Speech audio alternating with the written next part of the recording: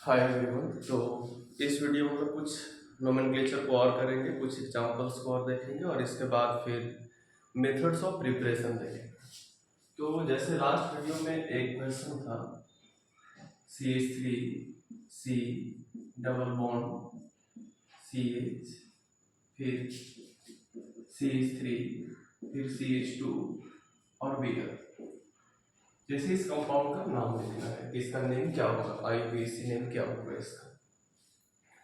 तो सबसे पहले रूल वही है, सबसे पहले हमको सिलेक्ट करना होता है लॉन्गेस्ट कॉन्टिन्यूअस कार्बन चेन।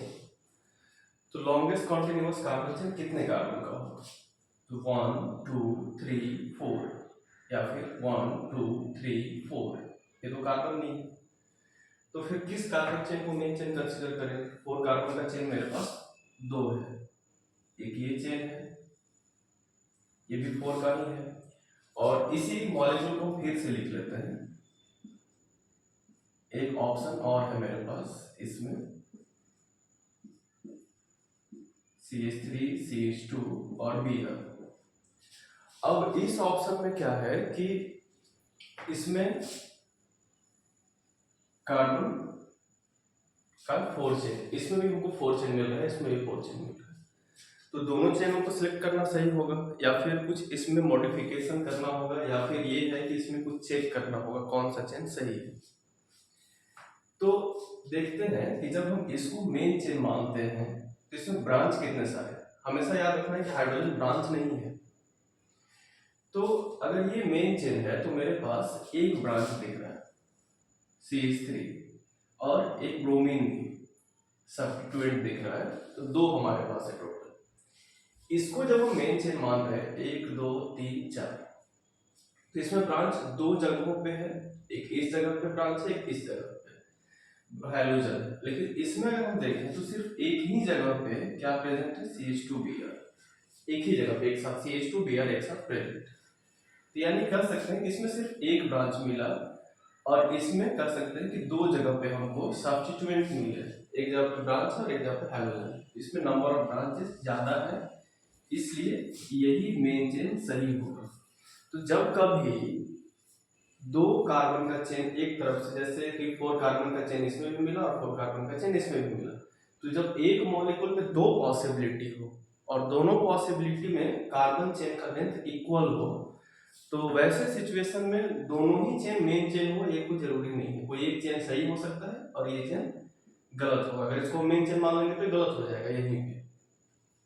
तो ये कैसे पता चलेगा कौन सही है कौन गलत है, तो उसके लिए करते क्या है कि दोनों कार्बन चेन में ये देख लेते हैं कि किसमें सब्स्टिट्यूएंट्स कितने हैं। इसमें तो एक ही जगह पे हमको ब्रांच मिला ना, और इसमें एक इस कार्बन पे और एक इस कार्बन पे, 2 जगह पे। इसमें तो सिर्फ इस कार्बन पे एक मिला हमको, तो जिसमें नंबर ऑफ ब्रांचेस ज्यादा होंगे वो मेन चेन सही होगा। लेकिन ऐसा नंबर ऑफ ब्रांचेस काउंट करके डिसाइड कब करना है, डिसाइड कब करना है जब कार्बन चेन का लेंथ इक्वल हो। तो चलिए अब ये हो गया मेरा मेन चेन। तो अब इसका नेमिंग करना है। तो जब मेन चेन होता है तो उसमें काउंटिंग करते हैं, नंबरिंग करते हैं, इसलिए कि हम बता पाए कि हैलोजन कहाँ पे है, ब्रांचेस कहाँ पे है। तो इधर से हम काउंट करेंगे। अब एक चीज और ध्यान देना है इसमें, इससे पहले कि हम काउंट करें एक चीज और जानना जरूरी है कि अगर double bond triple bond molecule में प्रेजेंट होता है, डबल बॉन्ड या ट्रिपल बॉन्ड, तो डबल बॉन्ड ट्रिपल बॉन्ड को प्रेफरेंस मिलता है, हैलोजन से ज्यादा प्रेफरेंस मिलता है, ब्रांचेस से ज्यादा प्रेफरेंस मिलता है, कोई भी ब्रांच हो। तो जब लोग काउंटिंग करते हैं ना, तो हमेशा उस एंड से काउंटिंग स्टार्ट करेंगे जिस एंड से डबल बॉन्ड नजदीक पड़ जाए, जिस डबल बॉन्ड से डबल बॉन्ड को मिनिमम पोजीशन मिले, उस साइड से काउंटिंग स्टार्ट करेंगे। तो अगर हम इधर से काउंट करें तो 1 2 3 4, कार्बन 4। तो एक पॉसिबिलिटी तो ये है कि हम इधर से काउंट कर लें, तो डबल बॉन्ड को कितने पोजीशन मिले, 2 एंड 3। दूसरा पॉसिबिलिटी क्या होता है कि अगर हम इधर से काउंट करे होते, इधर से काउंट करे होते 1 2 3 4, तो डबल बॉन्ड कहाँ पे आता, तो 2 और 3 पे, इधर से भी 2 और 3 पे ही आ रहा था। इसका मतलब ये हुआ कि डबल बॉन्ड को प्रेफरेंस तो हम दे रहे हैं, इधर से नजदीक पड़े उधर से ही काउंट करें। बट इस मॉलिक्यूल में डबल बॉन्ड कुछ ऐसे जगह पे है, इस जगह पे लोकेटेड है, ऐसे जगह पे है कि वो दोनों साइड से इक्वल ही पे आ रहा है। तो जब डबल बॉन्ड ऐसे जगह पे है लोकेटेड, तो फिर डबल बॉन्ड हेल्पफुल नहीं है।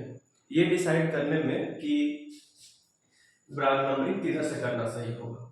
तो डबल बॉन्ड से डिसाइड हम जब नहीं कर पा रहे हैं, डबल बॉन्ड था, तो फिर दूसरा हेल्प हमारे पास क्या हो सकता है कि ब्रांचेस या हैलोजन किधर से नजदीक पड़ रहा है। तो इधर से अगर हम काउंट करें तो 1 2 3 3 पे हमको फर्स्ट टाइम ब्रांच मिल रहा है या सब्स्टिट्यूएंट मिल रहा है, ऐसा कुछ भी मिले तो, और इधर से काउंट करें तो 1 पे ही हमको हैलोजन मिल जा रहा है, यानी कि काउंट हम इधर से ही करेंगे। तो ये 1, ये 2, ये 3, ये 4, तो ये हो जाएगा फिर, यानी कि ये वे जो हो जाए वो रॉन्ग हो। तो हमारा करेक्ट वे होगा 1 2 3 4, क्योंकि इधर से हमको हैलोजन नजदीक मिल रहा है। डबल बॉन्ड को प्रेफरेंस क्यों नहीं दिए? क्योंकि डबल बॉन्ड दोनों साइड से इक्वल नंबर पे आ रहा है। ठीक है, तो अब इसका नेमिंग करेंगे। तो फॉर्मेट तो पढ़ चुके हैं पहले कि फॉर्मेट क्या होता है इसका। पहले हम लोग लिखते हैं क्लोरो, ब्रोमो, प्रीफिक्स, ये सब जो कुछ भी होता है, तो इसका नेम क्या होगा फिर? इसमें सबसे पहले ब्रोमो है और मिथाइल है। पहले ब्रोमो पे लिखेंगे, तो 1 पे है ब्रोमो जिसका नाम हो जाएगा 1 ब्रोमो। फिर 2 पे है मिथाइल जिसका नाम हो जाएगा 2 मिथाइल। उसके बाद और कोई ब्रांच है? नहीं, और कोई ब्रांच नहीं है। तो फिर ये क्या है? ब्यूटेन। नहीं, ब्यूटेन नहीं है ये 4 कार्बन है लेकिन डबल बॉन्ड है, ब्यूटीन है। तो 4 कार्बन है, ये ब्यूटीन है। तो ब्यूटीन में इन कहाँ पे है? इन मतलब कि डबल बॉन्ड, डबल बॉन्ड का हम लोग बोलेंगे इन। इन कहाँ पे है? तो इन यहाँ पे है 2 और 3 के बीच में। तो क्या 2 और 3 दोनों लिखना पड़ेगा? नहीं, मिनिमम नंबर पे लिखना पड़ेगा। तो ब्यूट 2 इन, ब्यूटीन है लेकिन 2 पे इन है, तो इसका नाम हो जाएगा 1 ब्रोमो 2 मिथाइल ब्यूट 2 इन, ये इसका नेम है। अब ऐसे और भी एग्जाम्पल्स एनसीईआरटी में दिए हुए सॉल्ट एग्जाम्पल में प्रैक्टिस करने के लिए कोई इसका यूज कर सकता है। तो पहले इस मॉलिक्यूल का नेम लिखिए, फिर उसके बाद आगे और कुछ साइक्लिक कंपाउंड देखते हैं।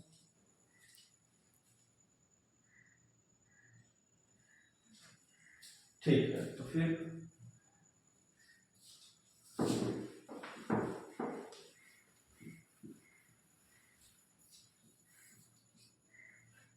अगर मॉलिक्यूल में ट्रिपल बॉन्ड भी होता तो इसी वे में करते, बस इन के जगह पे वाई एन लिखते। अब साइक्लिक कंपाउंड का नाम, जैसे ये साइक्लिक तो है लेकिन इसमें टोटल कॉर्नर्स कितने हैं? 1 2 3 4 5 6, 6 कॉर्नर्स है। 6 कॉर्नर मतलब 6 कार्बन। इस कंपाउंड को बोलते हैं साइक्लोहेक्सेन। अगर साइक्लोहेक्सेन में किसी भी साइक्लिक कंपाउंड में, इनफैक्ट किसी भी साइक्लिक कंपाउंड में, नॉर्मल साइक्लिक कंपाउंड है वो साइक्लोहेक्सेन है, तो उसमें अगर किसी भी एक जगह पे क्लोरीन जोड़ दे या ब्रोमीन जोड़ दे तो इसमें काउंटिंग वाउंटिंग करने का कोई जरूरत नहीं है, कोई जरूरत नहीं काउंट करने का। तो सिंपली यहाँ पे मेंशन कर देंगे इसका नाम क्या हो जाएगा? साइक्लिक हेक्सेन तो था ही, इसका नाम हो जाएगा क्लोरोसाइक्लोहेक्सेन। जैसे हमारे पास ये कंपाउंड होता है, ये साइक्लोब्यूटेन, इसमें हम लगा दिए ब्रोमीन। तो जब इसमें हम ब्रोमीन लगा दिए तो बिना ब्रोमीन के क्या नाम होता है इसका? साइक्लोब्यूटेन। और किसी भी अल्केन में जिसमें डबल ट्रिपल बॉन्ड कुछ भी नहीं है, नॉर्मल साइक्लिक है, उसमें अगर ब्रोमीन लगे, लेकिन सिर्फ एक ही जगह पे, एक जगह पे कुछ भी लग जाए, bromine, chlorine, methyl, ethyl, nitro, कुछ भी, तो अगर एक जगह पे कुछ भी लग जाए तो इसका नेम क्या हो जाएगा? ब्रोमो, ब्रोमोसाइक्लोब्यूटेन, ये इसका नाम हो जाएगा। अगर हमारे पास इस तरह का कोई कंपाउंड है और यहाँ पे हम अटैच कर दिए CH3, तो CH3 अटैच कर दिए तो इसका नाम क्या होगा? साइक्लोप्रोपेन होगा। CH3 अटैच हो गया है तो इसका नाम हो जाएगा मिथाइल साइक्लोप्रोपेन, ये मिथाइल साइक्लोप्रोपेन। अगर हमारे पास ये कंपाउंड होता, जैसे कि बेंजीन होता, अब बेंजीन में यहाँ पे हम लगा दिए क्लोरो, एक जगह पे कहीं भी एक जगह, बेंजीन के भी सारे पोजीशन इक्विवेलेंट, जैसे साइक्लोअल्केन के सारे पोजीशन इक्विवेलेंट होते हैं, वैसे बेंजीन के भी, जिसका नाम क्या हो जाएगा? Chloro benzene. अगर बेंजीन में हमारे पास ऐसे लिखा हुआ होता, बेंजीन को ऐसे भी रिप्रेजेंट करते हैं, बेंजीन का रेजोनेंस हाइब्रिड होता है, तो यहाँ पे अगर हम जोड़ दें आयोडीन, अगर आयोडीन एटम अटैच कर दे तो क्या हो जाएगा फिर ये हो जाएगा आयोडोबेंजीन, ये इसका नाम हो जाएगा। करने का मतलब ये है कि अगर नॉर्मल कोई साइक्लिक कंपाउंड है, बेंजीन है या फिर कोई साइक्लोअल्केन है, तो उसमें अगर हम एक सब्स्टिट्यूएंट अटैच कर दें तो उसके नेम के आगे बस वही सब्स्टिट्यूएंट का नाम लग जाएगा, क्लोरोबेंजीन, ब्रोमोबेंजीन, ऐसे नाम हो जाएगा उसका। क्लोरीन है तो क्लोरोबेंजीन, ब्रोमीन है तो ब्रोमोबेंजीन, ऐसे ही। तो अब इसके बाद देखते हैं हम लोग कुछ और मॉलिक्यूल्स का नाम।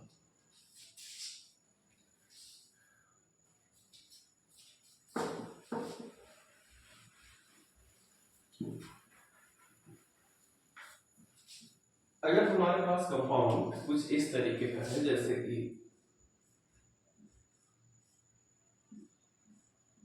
ये तो बेंजीन है, अब इस बेंजीन में यहाँ पे अगर हम अटैच कर दिए क्लोरो तो इसका नाम हो जाएगा क्लोरोबेंजीन। लेकिन अगर दो क्लोरीन रहे तो बेंजीन में अगर दो क्लोरीन रहे तब तो काउंटिंग करना पड़ेगा, दो क्लोरीन, दो ब्रोमीन, एक ब्रोमीन, एक क्लोरीन रहे, कुछ भी रहे, अगर एक से ज्यादा हो तब तो काउंटिंग करना पड़ेगा। तो साइक्लिक कंपाउंड में काउंटिंग करने का तरीका बहुत आसान है। इसमें सबसे आसान ये है कि जहां पे कोई ब्रांच होता है, जहां पे कोई सब्स्टिट्यूएंट होता है, जहां पे कुछ भी अटैच होता है, काउंटिंग वहीं से करते हैं। तो हम काउंटिंग या तो यहां से कर सकते हैं या तो फिर काउंटिंग हम यहां से कर सकते हैं, दोनों में से किसी भी जगह से।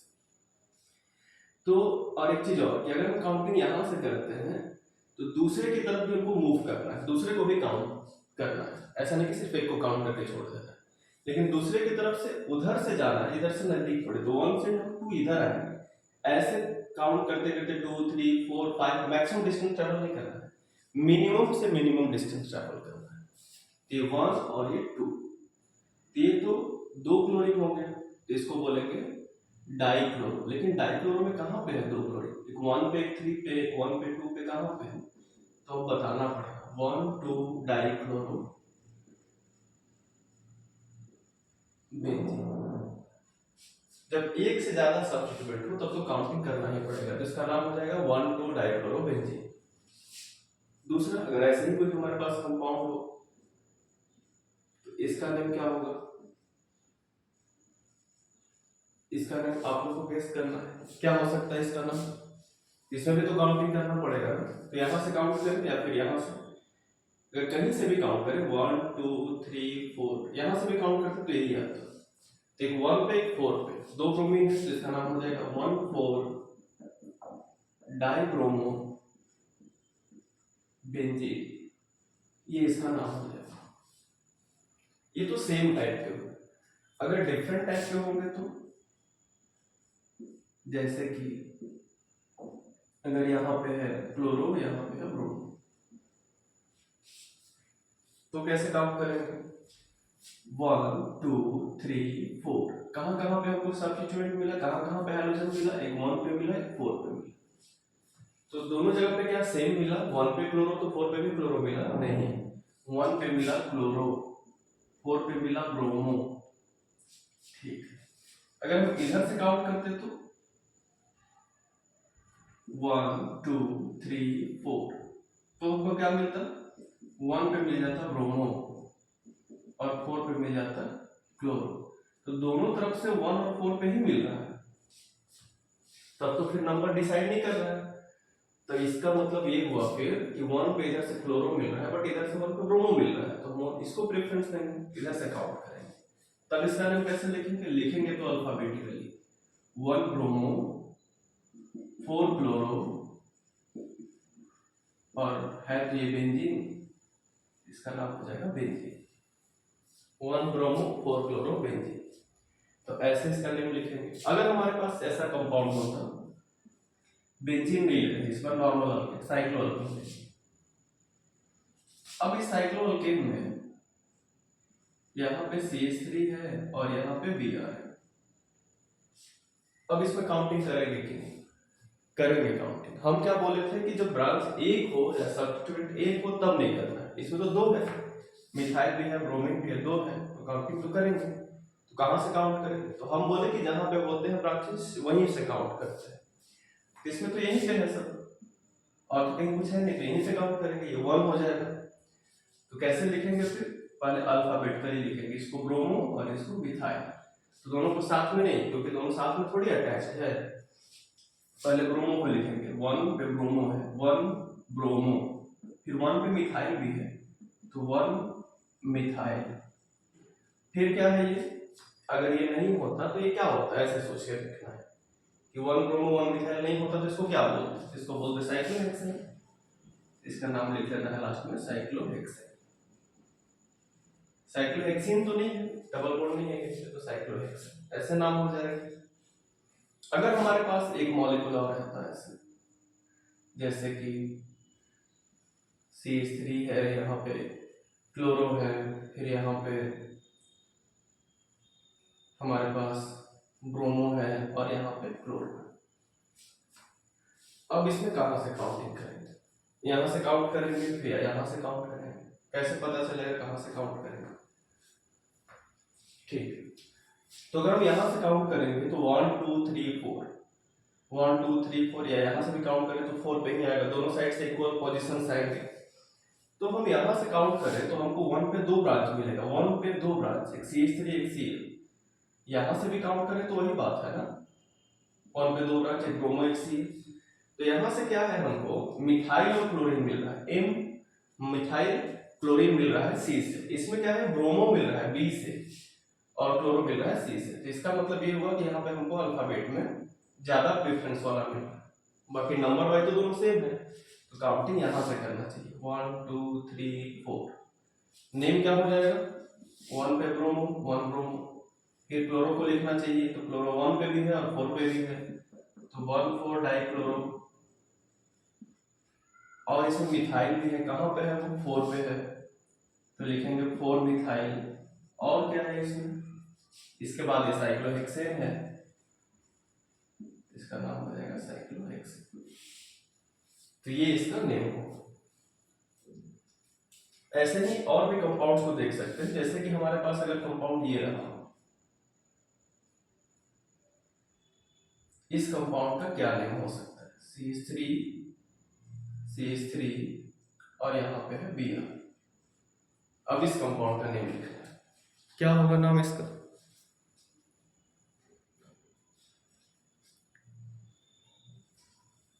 ठीक है हम बताते हैं इसका नाम क्या होगा। अब इसमें हम काउंटिंग यहाँ से हम क्या बोले कि साइक्लिक कंपाउंड में काउंटिंग करना जरूरी होता है जब एक से ज्यादा सब्स्टिट्यूएंट, यहाँ पे तो 3 है, 2 यहाँ पे एक यहाँ पे, तो काउंटिंग फिर कहाँ से करेंगे, यहाँ से करें तो ये 1 पे, यहाँ से करें तो ये 1 पे, नहीं फर्क है दोनों। अगर हम यहाँ से करें ऊपर से 1 2 3, तो हमको 1 पे 2 ब्रांच मिला, फिर एक ब्रांच कहाँ पे मिला 3।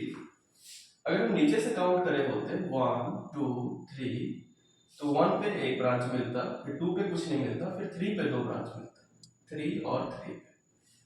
तो ऑब्वियस सी वे है कि ये फर्स्ट वाला भी सही है, क्योंकि फर्स्ट ब्रांच 1 पे, सेकंड ब्रांच भी 1 पे, 1 सेकंड ब्रांच भी 1 पे और फिर थर्ड पे मिल रहा है। इसमें फर्स्ट ब्रांच तो 1 पे, लेकिन सेकंड ब्रांच थर्ड पे मिल रहा है, तो ये तो गलत वे हो गया। इसका मतलब हम लोग ऐसे काउंट नहीं करेंगे, ऊपर से ही काउंट करेंगे। तो कोई कहे कि ये तो ब्रोमो अल्फाबेट में पहले आ रहा था, हाँ अल्फाबेट में पहले आ रहा है, लेकिन अल्फाबेट का हेल्प तब लेंगे जब नंबर डिसाइड नहीं कर पा रहा है, जब नंबर वाइज सेम हो जाए तो अल्फाबेट का हेल्प ले लेंगे। जैसे यहाँ पे अगर हम देखें तो हम ऊपर से काउंट करते तो 1 1 पे मिलता 2 ब्रांच, फिर 4 4 पे मिलता 2 ब्रांच, और नीचे से काउंट करते तब भी 1 1 पे मिलता 2 ब्रांच और 4 4 पे मिलता 2 ब्रांच। तो यहाँ पे अल्फाबेट का हम हेल्प लिए कि B से स्टार्ट हो रहा था, इधर C से स्टार्ट हो रहा था और F से, तब अल्फाबेट का हेल्प लिए। लेकिन अगर नंबर से ही डिसाइड हो जाए और नंबर को भी 1 बाय 1 कंपेयर करना, यहाँ से सेम है बट यहाँ पे 1 यहाँ पे 3, तो ये सही है, तो इधर से काउंट करना सही होगा। हाँ लेकिन लिखेंगे तो अल्फाबेट का लिखेंगे, तो नाम कैसे होगा इसका, 3 ब्रोमो 1 1 1 डाइमिथाइल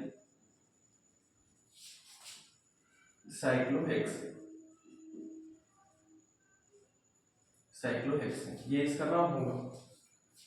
एक दो मॉलिक्यूल और देखते हैं, उसके बाद इस टॉपिक को कंक्लूड कर देते हैं।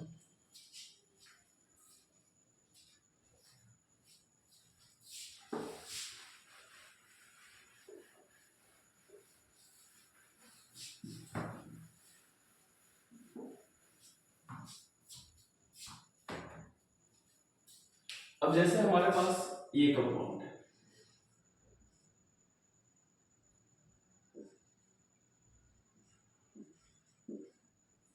अब इसमें डबल बॉन्ड भी है और ब्रोमीन भी है, तो इसका नाम क्या लिखेंगे? इसका नेमिंग करना है, कैसे करेंगे इसका नेमिंग?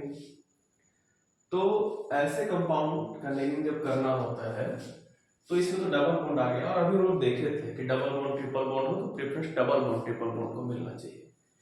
तो साइक्लिक कंपाउंड में तो कोई रिस्ट्रिक्शन होता नहीं है, काउंटिंग कहीं से भी स्टार्ट कर सकते हैं, और हम बोले कि जहां पे ब्रांचेज होते हैं वहीं से काउंटिंग स्टार्ट करना होता है, या जहां पे सब्स्टिट्यूएंट होते हैं। तो इसमें क्या है कि सब्स्टिट्यूएंट यहाँ पे तो है बट डबल बॉन्ड में है, तो डबल बॉन्ड को तो प्रेफरेंस मिलता है ना, तो यानी कि जब सब्स्टिट्यूएंट है तो सब्स्टिट्यूएंट से स्टार्ट होगा, लेकिन जब डबल बॉन्ड भी आ गया तो उससे हायर प्रायोरिटी का कोई आ गया वहां पे, तो जब हायर प्रायोरिटी का कोई आ गया तो हम लोग काउंटिंग वहां से करेंगे जहां पे हायर प्रायोरिटी वाला ग्रुप या एटम ग्रुप प्रेजेंट है या फिर कोई एटम प्रेजेंट है। जैसे यहाँ पे डबल बॉन्ड है हायर प्रायोरिटी का, तो डबल बॉन्ड से हम काउंटिंग स्टार्ट करें, तो डबल बॉन्ड यहाँ पे है और डबल बॉन्ड यहाँ पे, तो कहाँ से काउंटिंग स्टार्ट करें?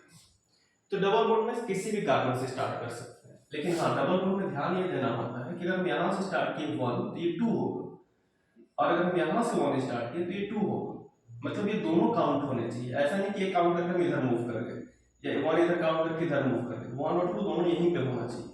अगर ये 1 है तो ये 2 होगा, अगर ये 1 है तो ये 2 होगा। तो अगर हम डबल बॉन्ड यहाँ 1 दें तो हमको इसको 2 देना पड़ेगा, फिर ब्रोमीन तक इधर से आना है, तो ज्यादा ब्रोमीन दूर पड़ेगा, तो ये भी सही नहीं होगा। फिर हम डबल बॉन्ड अगर यहाँ से काउंट करें 1, ये क्या हो जाएगा 2, फिर ब्रोमीन ऐसे नजदीक पड़ेगा, क्योंकि इसको भी तो मिनिमम पोजीशन देना है, लेकिन काउंटिंग तो डबल बॉन्ड से स्टार्ट होगा, प्रेफरेंस उसको मिलेगा। तो फिर इसका क्या नाम होगा? इसका नाम हो जाएगा 3 पे ब्रोमो है तो 3 ब्रोमो, उसके बाद एक साइक्लोहेक्सेन नहीं है, साइक्लोहेक्सीन है, तो 3 ब्रोमो साइक्लोहेक्स 1 इन 1 2 पे है तो 1 पे दे देंगे, या इसको सिंपली 1 को हम लोग रिमूव भी कर सकते हैं, इसको सिंपली लिख सकते हैं 3 ब्रोमो साइक्लोहेक्सेन। साइक्लिक कंपाउंड में अगर पोजीशन नहीं भी मेंशन करे 1 को, स्पेशली 1 को, तो कोई प्रॉब्लम नहीं है, तो 1 पोजीशन मेंशन करने की जरूरत नहीं है, सिंपली हम लोग यहाँ पे लिख सकते हैं इसको 3 ब्रोमो साइक्लोहेक्सीन, ये नाम हो जाएगा। वैसे ही अगर एक दो कंपाउंड और देख ले हम, जैसे कि हमारे पास कोई ऐसा ग्रुप है,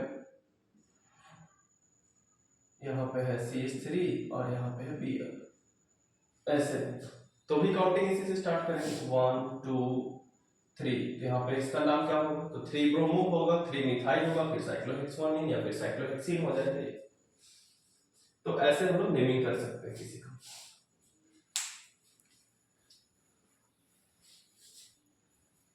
अब कुछ एग्जांपल और देखते हैं जिसमें नेम मेंशन किया हुआ है, हम लोग को स्ट्रक्चर ड्रॉ करना। तो देखते हैं फिर इसमें अगर हमारे पास कोई कंपाउंड है और उसका नेम है अगर, जैसे कि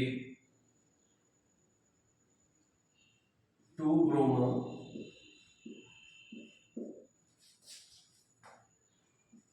2 क्लोरो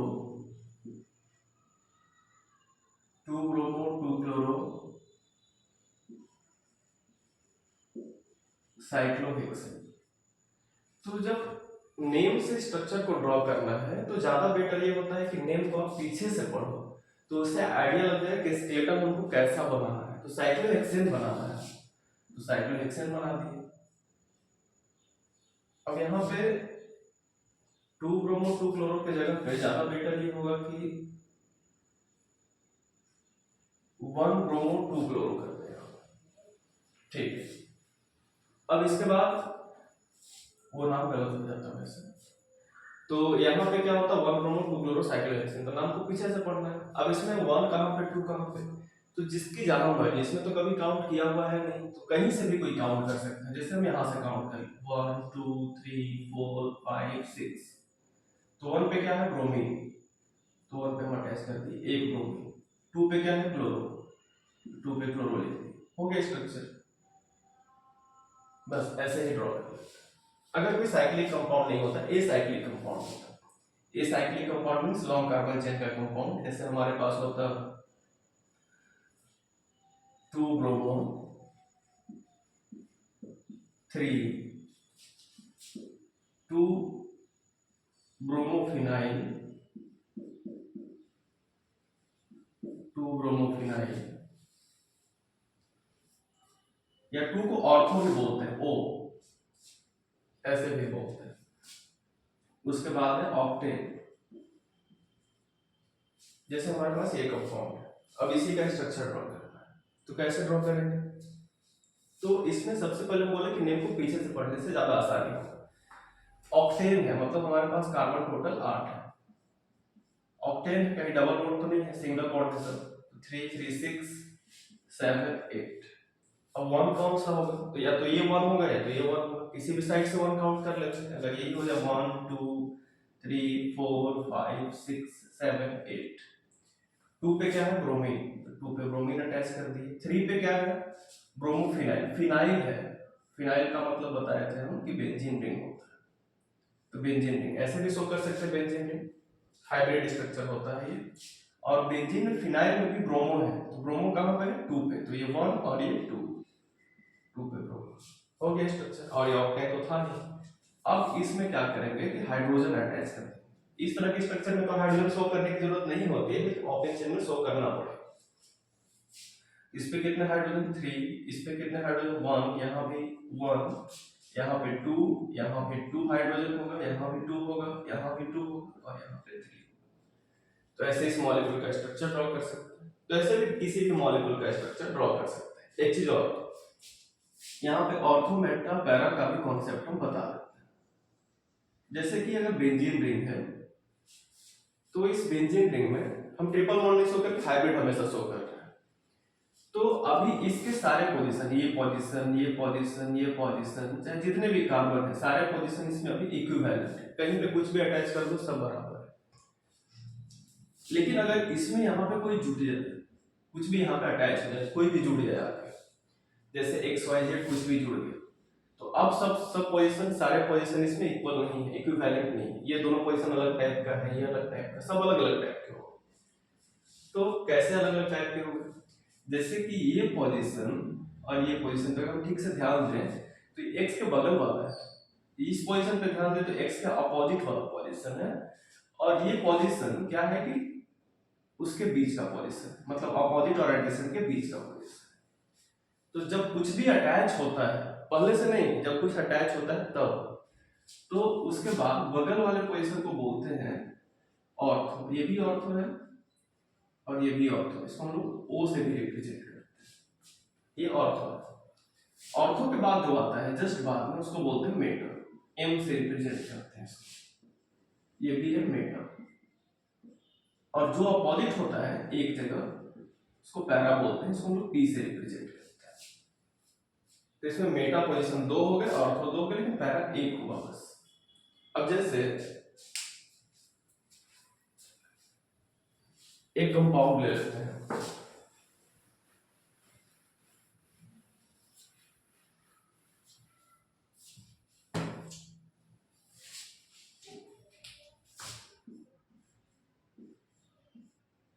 इस तरीके से कंपाउंड बेंजीन है। अब बेंजीन के डबल बॉन्ड पे ध्यान नहीं देना हमको, हम यहाँ पे कुछ अटैच कर देते हैं। जैसे यहाँ पे कुछ भी अटैच कर दी, OH।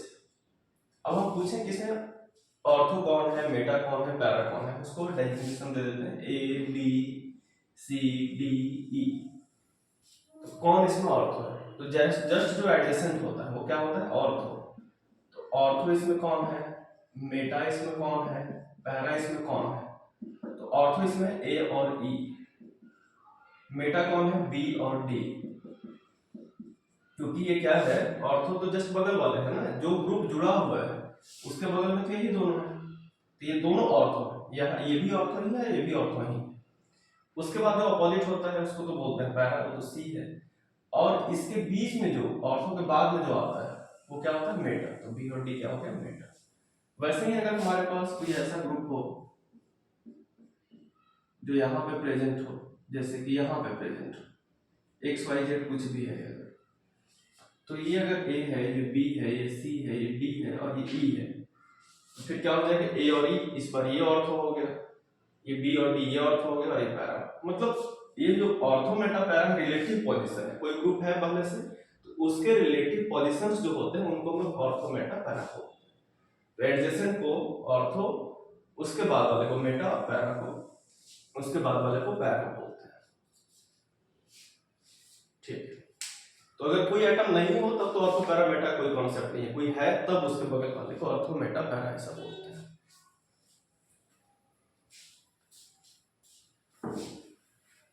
अब हम लोग देखेंगे method of preparation.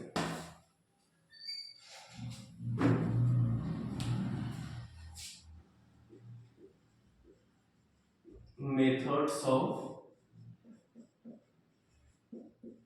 Preparation of haloalkane, haloalkanes के प्रिपरेशन का मेथड। तो सबसे कॉमन मेथड जो इसका है प्रिपरेशन का वो है OH को रिप्लेस करना।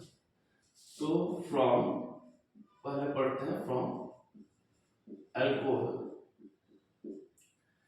तो अल्कोहल पढ़ने से पहले रेजोनेंस के बारे में भी कुछ हमको आइडिया होना चाहिए, किस में रेजोनेंस होता है किस में नहीं होता है, वैसे हम डिस्कस करेंगे आगे, देखते हैं पहले। तो जैसे हमारे पास कोई कंपाउंड है, ऐसे ही हम लोग एक जनरलाइज्ड फॉर्म लिख ले रहे हैं, ROH, अल्कोहल है तो OH होगा और उसमें R होगा। ये जब हम R लिखते हैं तो R लिखने से किसी को क्या समझना चाहिए, R का मतलब तो होता है वैसे अल्काइल ग्रुप, अल्काइल ग्रुप, लेकिन जब कोई रिएक्शन लिख रहा होता है तो सिर्फ अल्काइल ग्रुप समझने से रिएक्शन समझ में नहीं आएगा। जब हम R लिखते हैं तो उसके दिमाग में एक चीज और जाना चाहिए कि ये जो R है उसका कार्बन सैचुरेटेड है, सैचुरेटेड कार्बन है। सैचुरेटेड कार्बन का मतलब क्या हुआ कि उस कार्बन पे डबल बॉन्ड नहीं है, उस कार्बन पे ट्रिपल बॉन्ड नहीं है।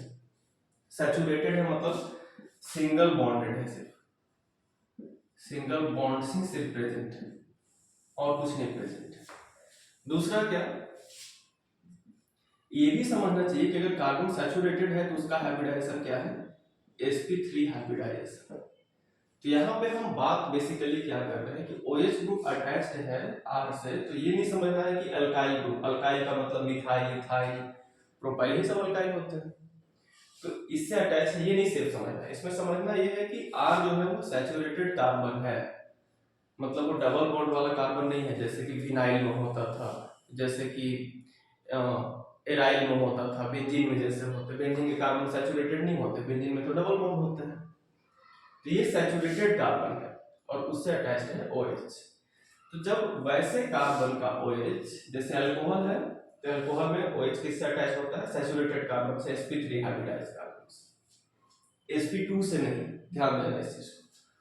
तो जब ऐसे कंपाउंड का रिएक्शन हम करते हैं, किसके साथ रिएक्शन करते हैं, PCl3 के साथ कर लेते हैं, या फिर किसके साथ करते हैं, PCl3 के साथ नहीं करके PCl5 के साथ कर लेते हैं, या फिर इससे भी नहीं करके red phosphorus plus Cl2 chlorine ले लेते हैं, ऐसा कर लेते हैं, या फिर इससे भी नहीं करके हम लोग कर सकते हैं HCl से, या फिर HCl भी अगर मालूम नहीं है तो हम इसका रिएक्शन कर लेते हैं SOCl2 से। तो इसको याद रखना पड़ेगा। इस कंपाउंड का वैसे नाम होता है थायोनाइल क्लोराइड, SOCl2 को थायोनाइल क्लोराइड बोलते हैं, और ये सबसे अच्छा रिएजेंट है इन सब में से। तो इन सब में से किसी के साथ करेंगे तो ये कॉमन दिख रहा होगा, Cl सब में है, तो ये OH जो है रिप्लेस हो जाएगा और R के साथ क्या जुड़ जाएगा, Cl। किसी के एक के साथ रिएक्शन करने का, सबसे रिएक्शन नहीं करना है। हम इतने सारे ऑप्शंस दिए, इसमें से कोई भी एक ऑप्शन आप सिलेक्ट कर लो तो प्रोडक्ट यही बनेगा। हाँ, प्रोडक्ट साइड प्रोडक्ट भी बनेगा, वो सब में अलग अलग बनेगा। तो वो कैसे बनेगा उसको 1 by 1 करके देखते हैं, लेकिन इंपॉर्टेंट ये है कि ये जो इससे रिएक्शन करेंगे हम, तो इसमें R के साथ OH हटेगा और Cl जुड़ जाएगा। अब ये चीज देखते हैं कि ये सबसे अच्छा रिएजेंट क्यों है और कैसे होता है ये सब रिएक्शन, 1 by 1 करके देखते हैं।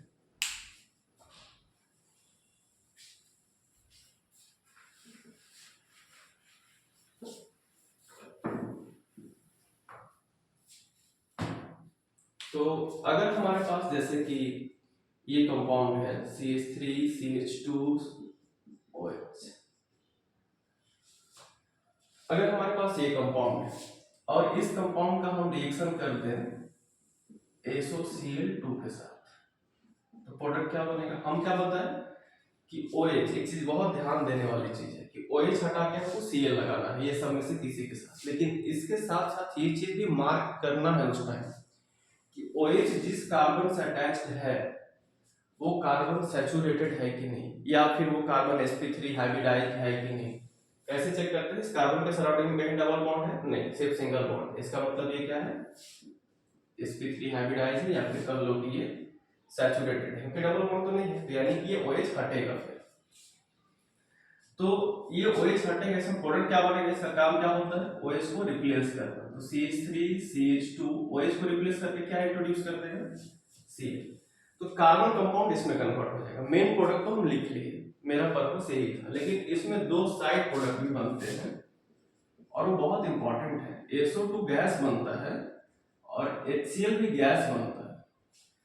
तो इसके गैस बनने से इस रिएक्शन का एडवांटेज क्या मिलेगा? रिएक्शन का क्या फायदा है? इस रिएक्शन को लोग प्रेफर क्यों करते हैं? तो जब किसी रिएक्शन में हमको ये बनाना था, इसी रिएक्शन में अगर 3-4 प्रोडक्ट बने, ए भी बने, बी भी बने, सी भी बने, लेकिन हमको बनाना था सिर्फ ए, तो बी और सी भी अगर बन जाए तो ए, बी और सी से हमको ए को अलग करना पड़ेगा, थोड़ा सा एक्स्ट्रा काम करना पड़ेगा। लेकिन अगर बी और सी बना लेकिन वो गैस बना, तो गैस जैसे बनेगा तो मिक्सर से क्या हो जाएगा? बाहर निकल जाएगा अपने आप। तो जब बाहर निकल जाएगा अपने आप तो बचेगा क्या? इसमें सिर्फ ए ही बच जाएगा। तो फिर हमको प्यूरिफिकेशन, सेपरेशन ये सब नहीं करना पड़ेगा, यानी कि अपने आप हमको जो ये मिलेगा वो क्या मिलेगा? प्योर मिलेगा। प्योर ये क्या है? अल्काइल हैलाइड है, या फिर प्योर हैलोअल्केन। तो इस मेथड को हम लोग प्रेफर इसलिए करते हैं because by this method we obtain pure haloalkanes as two side products SO2 and HCl, and HCl are formed in gaseous state and escapes from the reaction mixture and they give pure haloalkane. Since they give pure haloalkane, that's why this reaction is preferred over other methods. तो इसको prefer करने का यही वजह है। तो जब हम आंसर लिखेंगे तो इक्वेशन लिखेंगे और दो चीज मेंशन करेंगे। कोई भी एक इक्वेशन किसी भी मॉलिक्यूल का, यहाँ पे हम R भी रख सकते हैं और वहां पे मेंशन करेंगे टू साइड प्रोडक्ट्स जो होते हैं गैस होते हैं and escapes from the reaction mixture and thus they give pure halogen. That's why this reaction is preferred over other methods. तो एक तो ये रिएक्शन हुआ। बाकी रिएक्शंस जो हैं जैसे कि हमारे पास ये कंपाउंड है CH3CH2OH, अगर इसी का रिएक्शन हम करे होते PCl5 के साथ तब क्या बनता? तो बनता CH3CH2Cl। OH तो हटता है, इसका काम होता है OH को रिप्लेस करना, प्लस साइड प्रोडक्ट क्या बनता? तो POCl3 बनता।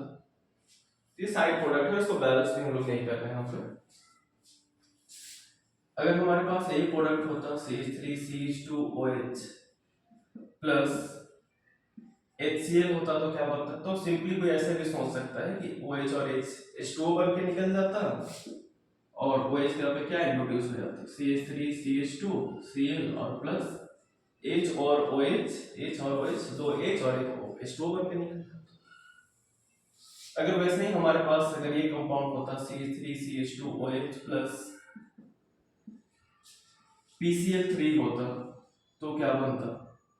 तो सेम यही प्रोडक्ट बनता। सब में प्रोडक्ट तो एक ही बनता, बस साइड प्रोडक्ट चेंज होते जाते और हमारा मेन प्रोडक्ट हमारा फोकस इसी पे होना चाहिए। साइड प्रोडक्ट तो यहाँ हो ही प्लस H3PO3 ये बन जाता साइड प्रोडक्ट। तो इसी तरीके से हम लोग अदर साइड रिएक्शंस को भी लिख सकते हैं। लेकिन इसमें जो सबसे इंपॉर्टेंट था वो था थायोनाइल क्लोराइड का रिएक्शन, SOCl2 का रिएक्शन। अब इसके बाद फिर क्या है?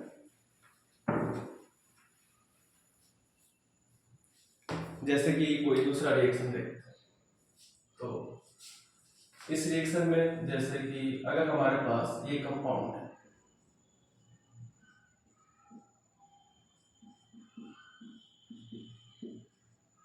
और यहाँ भी OH है। अब इस कंपाउंड का हम रिएक्शन कर दिए HCl के साथ। तो HCl का काम है OH के साथ रिएक्शन करना। अभी हम देखें कि OH को रिप्लेस करता है Cl के साथ। तो दो जगह पे तो दोनों जगह रिप्लेस कर सकता है, तीन है तो तीनों जगह पे रिप्लेस कर सकता है, या किसी को भी रिप्लेस नहीं कर सकता है, या फिर एक को रिप्लेस कर सकता है। तो डिपेंड करता है कि स्ट्रक्चर कैसा है कंपाउंड का, ये रिएक्टेंट है उसका स्ट्रक्चर कैसा है। तो हम क्या बताए थे कि इसका काम होता है OH को रिप्लेस करना और Cl को रिप्रोड्यूस करना। तो यहाँ पे दो जगह OH है, तो क्या दोनों को रिप्लेस कर पाएगा, या किसी एक को रिप्लेस करेगा, या किसी को रिप्लेस नहीं करेगा? तो है क्या कि दोनों के OH में फर्क है, इस OH में और इस OH में फर्क है, थोड़ा है तो दोनों OH है लेकिन फर्क है। ये OH बेंजीन से कनेक्टेड है, इस कार्बन से, बेंजीन के ही कॉर्नर से कनेक्टेड है, और बेंजीन में तो डबल बॉन्ड होता है। तो बेंजीन के कार्बन जो होते हैं ये OH, ये है attached to sp2 hybridised carbon, hybridised carbon. और इसमें क्या है, ये जिस कार्बन से डायरेक्टली अटैच, हमको बाकी कार्बन को नहीं देखना है, जिससे डायरेक्टली अटैच है उसी को देखना है। इसलिए ये जो कार्बन है इसके चारों तरफ तो सिंगल बॉन्ड है, इमीडिएट सराउंडिंग में इधर भी सिंगल इधर भी सिंगल, डबल तो उसके बाद है ना। इस कार्बन का इधर बॉन्ड कहीं भी डबल तो नहीं है, सिंगल बॉन्ड है। ये कार्बन क्या है, sp3 है ये। तो यहाँ पे जो OH है वो किससे अटैच्ड है, इस कार्बन का तो हाइब्रिडाइजेशन sp3 है, तो ये attached to sp3 hybridised carbon, और ये sp2 से अटैच्ड। तो sp2 से अटैच जो होते हैं वो बॉन्ड क्या होते हैं, स्ट्रॉन्गर बॉन्ड होते हैं, स्ट्रॉन्गर बॉन्ड होगा ये। इसका बॉन्ड जो होगा OH का, ये बॉन्ड, ये वाला बॉन्ड, ये स्ट्रॉन्ग होगा, तो स्ट्रॉन्ग बॉन्ड तो टूटेगा नहीं जल्दी। और ये बॉन्ड sp3 से अटैच्ड है तो इसका बॉन्ड क्या होगा, कंपैरेटिवली वीक होगा, ये टूट जाएगा। तो जो टूटेगा वही तो रिएक्शन करेगा, इसमें रिएक्शन ये OH करेगा, ये OH नहीं करेगा। तो प्रोडक्ट यहां से बनेगा, इसका यूज नहीं करना है। तो इसका यूज नहीं करना है तो फिर क्या करना है, तो वैसे ही कॉपी करके लिख देंगे इसको। इसलिए हाइब्रिडाइजेशन चेक करना जरूरी है, सब सारे OH को रिप्लेस नहीं करना है, जो बेंजीन रिंग्स है उसको तो नहीं, बाहर में है वो। और एक चीज और ध्यान देना है कि अगर ये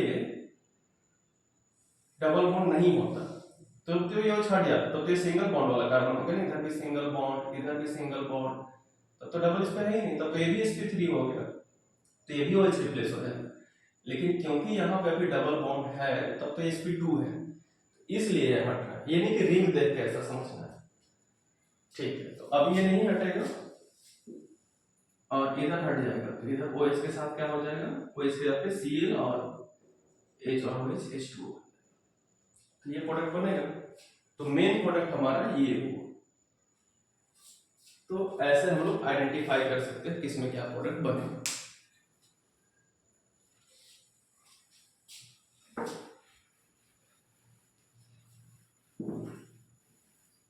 एक दो रिएक्शंस और देखते हैं, जैसे कि हमारे पास ये कंपाउंड है CH3CH2OH। अब जैसे लैब में HCl नहीं है, तो लैब में HCl नहीं है, OH को हमको Cl में कन्वर्ट करना है, तो कैसे कोई करेगा, तो क्या करेगा, NaCl लाएगा कहीं से और H2SO4 उसमें मिला देगा, तो भी प्रोडक्ट बन जाएगा, OH हट जाएगा और Cl बन जाएगा। ऐसा कैसे हुआ, तो NaCl और H2SO4 जब कोई मिलाया होगा लाके तो क्या बना होगा, 10th स्टैंडर्ड में भी ये सब रिएक्शन है, 9th में कैसे रिएक्शन होगा, तो इसको थोड़ा सा हम रफ में सोच लेते हैं। तो NaCl तो ऐसे टूटता है ना, Na+Cl- और H2SO4 टूटता है H+HSO4- में, तो ये H और Cl मिलकर क्या बन जाएगा, H+ और Cl मिलकर बन जाएगा HCl, ये दोनों मिलकर बन जाएगा HCl, और Na और HSO4 मिलकर बन जाएगा NaHSO4। तो जब हम इन दोनों को मिलाएंगे तो ये दोनों बन के निकलेगा उसमें से, तो जब ये दोनों बन के निकलेगा तो HCl तो बन ही गया, और HCl जब बन गया तो HCl तो काम करेगा ना इसके साथ, OH इसका और इसका H2 बन के निकल जाएगा। तो प्रोडक्ट क्या बनेगा हमारे पास, CH3 CH2 OH और HCl रिएक्शन कर लेगा, तो यहाँ से क्या निकल जाएगा, ऐसा बन के ये बन के निकल जाएगा HCl, यहाँ पे जुड़ जाएगा और यहाँ पे बन जाएगा H2। और ये जो बना वो ऐसे ही रहेगा, उसका तो कुछ यूज नहीं होगा, NaHSO। तो ये प्रोडक्ट बनेगा। ऐसे शो करने की जरूरत नहीं है, समझने के लिए हम लोग ऐसे, तो डायरेक्टली हम लोग ऐसा प्रोडक्ट लिख सकते हैं। और भी एग्जांपल देख सकते हैं, जैसे कि CH3CH2OH। इस बार हमको Cl से रिप्लेस नहीं करना है, हमको Br लाना है। सपोज कर ले कि हम Br लाना है, तो कोई जरूरी नहीं कि हम HCl ही यूज करें। अगर हम इसका रिएक्शन करते हैं HBr से, तो कैसे होगा रिएक्शन? तो फिर OH और H ऐसे बन के निकल जाएगा। तो क्या बन जाएगा? CH3CH2 और फिर Br, ये बन जाएगा, और प्लस H2। अगर हमको Br नहीं लाना है, आयोडीन लाना है, तो क्या करेंगे फिर? तो फिर CH3CH2OH, और इसको HBr से रिएक्शन करके HI से रिएक्शन करें, तो फिर से OH और H निकल जाएगा, यहाँ पे CH3CH2 I बन जाएगा और प्लस H2, ऐसे प्रोडक्ट बन जाएगा। तो ऐसे हम लोग प्रोडक्ट का फॉर्मेशन शो कर सकते हैं।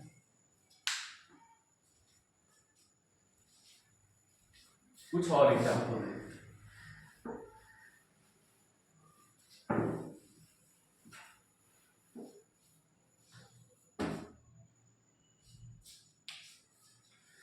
अगर हमारे पास फिर से वही प्रॉब्लम आ जाए, जैसे कि लैब में HCl नहीं था तो NaClH2SO4 मिला है, वैसे ही अगर हमारे पास HBr भी नहीं हो तो क्या करेंगे?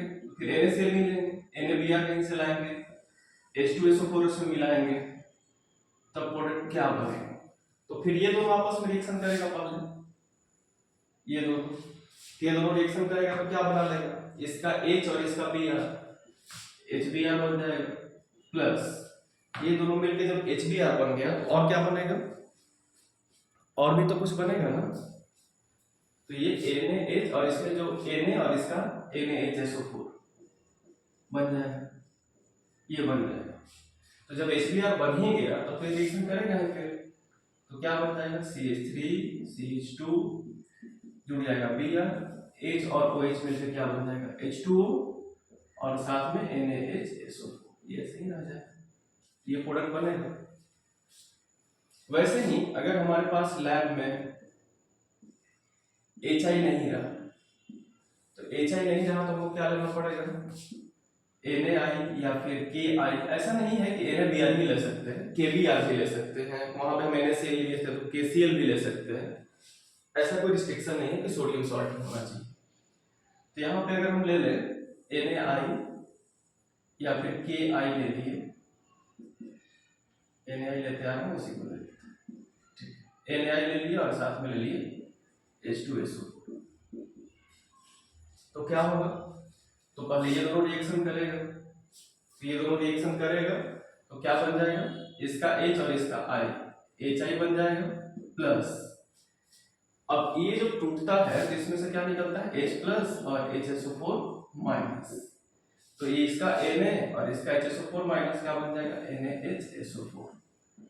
तो फिर इसका HI इसके साथ रिएक्शन कर लेगा और प्रोडक्ट क्या बना लेना चाहिए? CH3CH2 I प्लस H2O बन जाना चाहिए और प्लस NaHSO4 बन जाना चाहिए। लेकिन ये रिएक्शन नहीं होता है, ये I ऐसे नहीं जुड़ता है। एक्चुअली प्रॉब्लम यहीं पे है। ये हम जो सोच रहे हैं ना, हम लोग एक्सपेक्ट कर रहे हैं कि HI बनता, HI बन के रुक जाता तो रिएक्शन हो ही जाता है, प्रोडक्ट बनता, लेकिन ये HI बन के रुकता ही नहीं। क्यों नहीं रुकता है? किसमें कन्वर्ट हो जाता है फिर वो? तो होता बेसिकली ये है, ऐसे क्वेश्चंस भी आ चुके हैं पहले कि HI के साथ H2SO4 क्यों नहीं यूज करते? NaBr के साथ तो यूज कर लेते हैं, NaCl के साथ तो यूज करने में कोई प्रॉब्लम नहीं है, आयोडीन के साथ H2SO4 यूज करने में क्या प्रॉब्लम है? तो जब NaI और H2SO4 रिएक्शन करता है तो क्या बन जाता है? तो NaI और H2SO4 जब रिएक्शन करता है तो बन जाता है HI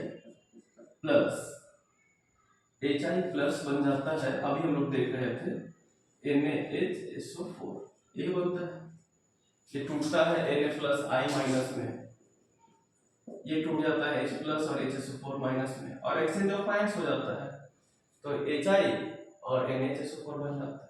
लेकिन जो रिएक्शन मिक्सर में बीकर में ही तो बनता होगा ये, तो बीकर में जो HI थोड़ा बहुत बना वही HI के साथ H2SO4 दोबारा रिएक्शन कर लेता है, क्योंकि H2SO4 एक रिड्यूसिंग एजेंट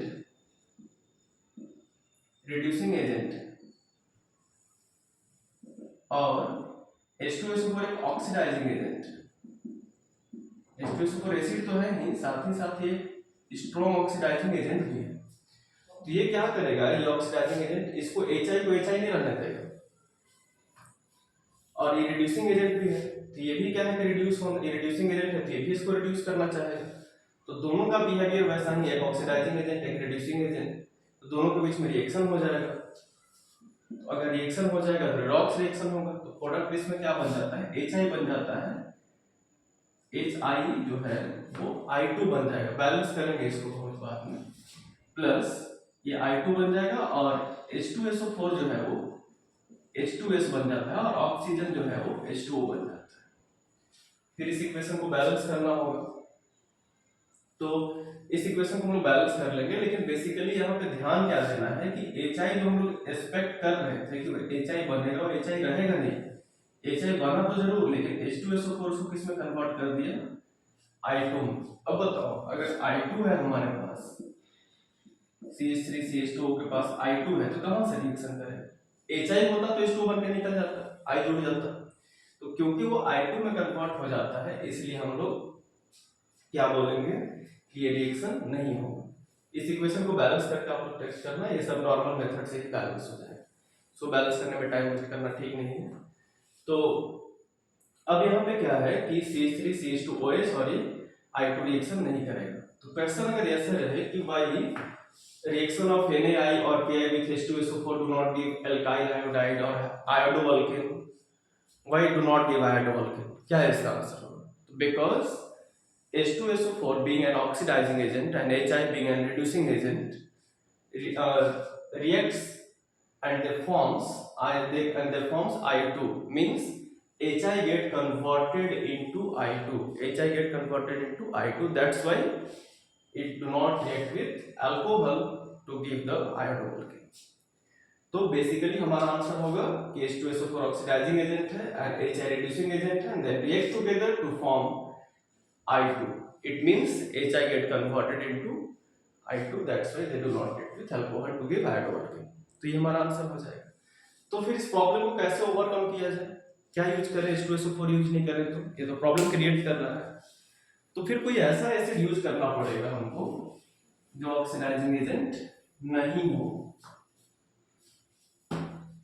तो हम लोग क्या करते हैं कि जैसे Ki है या तो उसका H2SO4 यूज नहीं कर लेते, हम लोग यूज कर लेते हैं H3PO4 फॉस्फोरिक एसिड, और तो इसके साथ क्या प्रोडक्ट बनेगा, तो ये कैसे टूटेगा, K प्लस I माइनस, ऐसे ही सोच के देख लेना है रफ में, ये कैसे टूटेगा, तो H प्लस और HPO4 नहीं H2PO4, तीन में से एक निकला तो दो बचा, 1 माइनस। अब ये H और I मिलकर क्या बन जाएगा, HI प्लस K इसके साथ हो जाएगा तो क्या बन जाएगा, KH2PO4 प्लस माइनस न्यूट्रल हो जाएगा। तो हम लोग अगर ऐसे लिख दें CH3CH2OH plus KI plus H3PO4 या NaI भी ले सकते हैं, तो हमारा प्रोडक्ट HI बनेगा, उसको H3PO4 जो है I2 में कन्वर्ट नहीं करेगा, तो प्रोडक्ट क्या बन जाएगा, CH3CH2 I बन जाएगा, इस पर HI रहेगा तो रिएक्शन करेगा, प्लस H2O बनेगा प्लस KH2PO4 बनेगा, ये प्रोडक्ट बनेगा हमारा। तो इसके लिए हम लोग क्या यूज कर सकते हैं, H3PO4, बोलते हैं इसको फॉस्फोरिक एसिड।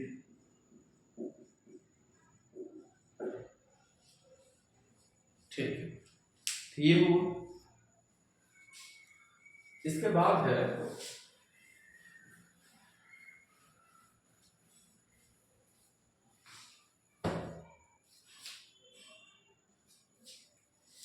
इसके बाद हम देखते हैं कुछ प्रिपरेशन फ्रॉम हाइड्रोकार्बन, ये तो अल्कोहल से था।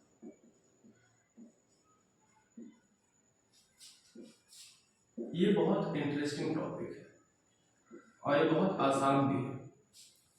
एक चीज ध्यान देना है कि अगर हाइड्रोकार्बन से हमको हैलो अल्केन बनाना है कभी भी हाइड्रोकार्बन से अगर हेलो अल्केन बनाना है तो हाइड्रोकार्बन से हेलो अल्केन बनाने के लिए करना क्या पड़ता है कि हमको हैलोजन से रिएक्शन करना पड़ता है। हाइड्रोकार्बन कैसे पहचानेंगे? तो नाम से ही दिख रहा है ना, कार्बन हाइड्रोजन के कंपाउंड को हाइड्रोकार्बन बोलते हैं। Compound which contains carbon and hydrogen only they are called hydrocarbon. तो कोई भी हाइड्रोकार्बन है, हाइड्रोकार्बन, अब यहाँ पे मेरा हाइड्रोकार्बन से जो मतलब है, ये मतलब है मेरा सैचुरेटेड कंपाउंड, सैचुरेटेड कंपाउंड मतलब कि जिसमें कार्बन सैचुरेटेड है। अगर कार्बन कोई अनसैचुरेटेड भी है तो मेरा फोकस सैचुरेटेड वाले कंपाउंड पे है। तो कोई भी हाइड्रोकार्बन है उसको आप हैलोजन के साथ रिएक्शन कर दो। हैलोजन मतलब कि H2, H2 में यहाँ पे हम लेंगे या तो Cl2 या फिर Br2। I2 और F2 भी हैलोजन है, आयोडीन और फ्लोरीन, लेकिन उसको लोग कंसीडर नहीं कर रहे हैं यहाँ पे, क्योंकि फ्लोरीन के साथ रिएक्शन अनकंट्रोल्ड होता है, बहुत वो फास्ट होता है, और आयोडीन के साथ रिएक्शन बहुत स्लो होता है। दोनों के साथ दो प्रॉब्लम है। इसके साथ क्या है, क्लोरीन ब्रोमीन के साथ रिएक्शन मॉडरेट रेट पे होता है, ना बहुत फास्ट ना बहुत स्लो, कंट्रोल्ड वे में होता है, इसलिए हम लोग क्लोरीन ब्रोमीन का यूज करते हैं। लेकिन यहाँ पे कंडीशन बहुत इंपॉर्टेंट है। कंडीशन है कि सनलाइट होना चाहिए, यूवी लाइट भी लिखा हुआ रह सकता है, तो लाइट होना चाहिए या फिर हीट होना चाहिए।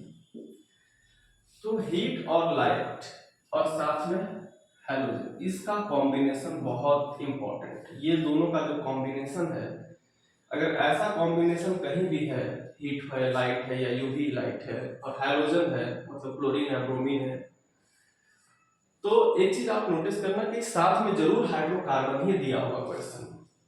ये 100% श्योर है कि वो हाइड्रोकार्बन ही दिया होगा। अगर हाइड्रोकार्बन नहीं दिया है, वो बेंजीन दे दिया है, मतलब बेंजीन भी तो ऐसा हाइड्रोकार्बन है लेकिन अनसैचुरेटेड, तो अगर वो सैचुरेटेड हाइड्रोकार्बन नहीं दिया है तो उसमें कोई ना कोई सैचुरेटेड कार्बन जरूर होगा। जैसे बहुत सारे कार्बन है तो उसमें से एक आध कार्बन तो जरूर ऐसा होगा जो सैचुरेटेड होगा। तो ऐसे केस में ये तो पता चल गया कि रिएक्शन बनेगा, रिएक्शन होगा। इसके बीच प्रोडक्ट क्या बनेगा इसके बारे में तो डिस्कस नहीं किया अभी तक। तो प्रोडक्ट इसमें जो बनेगा वो बनता है सब्स्टिट्यूटेड प्रोडक्ट, मतलब इसमें सब्स्टिट्यूशन होता है। तो सब्स्टिट्यूशन होने का मतलब ये हुआ कि hydrogen atom is replaced by chlorine atom और ब्रोमीन एटम। हाइड्रोजन एटम जो होगा वो रिप्लेस हो जाएगा, is replaced by chlorine atom और ब्रोमीन एटम। कहां से? फ्रॉम सैचुरेटेड कार्बन, फ्रॉम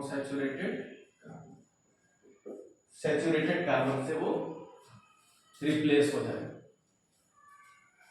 तो ये प्रोडक्ट बनेगा। अब कितना हाइड्रोजन एटम रिप्लेस होगा? तो हम लोग शुरू में एक ही रिप्लेस करेंगे। अगर 2 मोल यूज कर दिए तो 2 मोल, जैसे 1 मोल है कि X2 अगर 1 मोल है तो एक ही रिप्लेस होगा हाइड्रोजन। अगर हम यहाँ पे रिप्लेस यहाँ पे लिख दिए 2 मोल लिख दिए, 2 मोल X2, 2X2 लिख दिए तो 2 हाइड्रोजन रिप्लेस होगा। बट इन जनरल हम लोग 1 को ही रिप्लेस करेंगे, 1 मोल लेके ही रिएक्शन करेंगे। अब इसके एग्जांपल्स देखते हैं।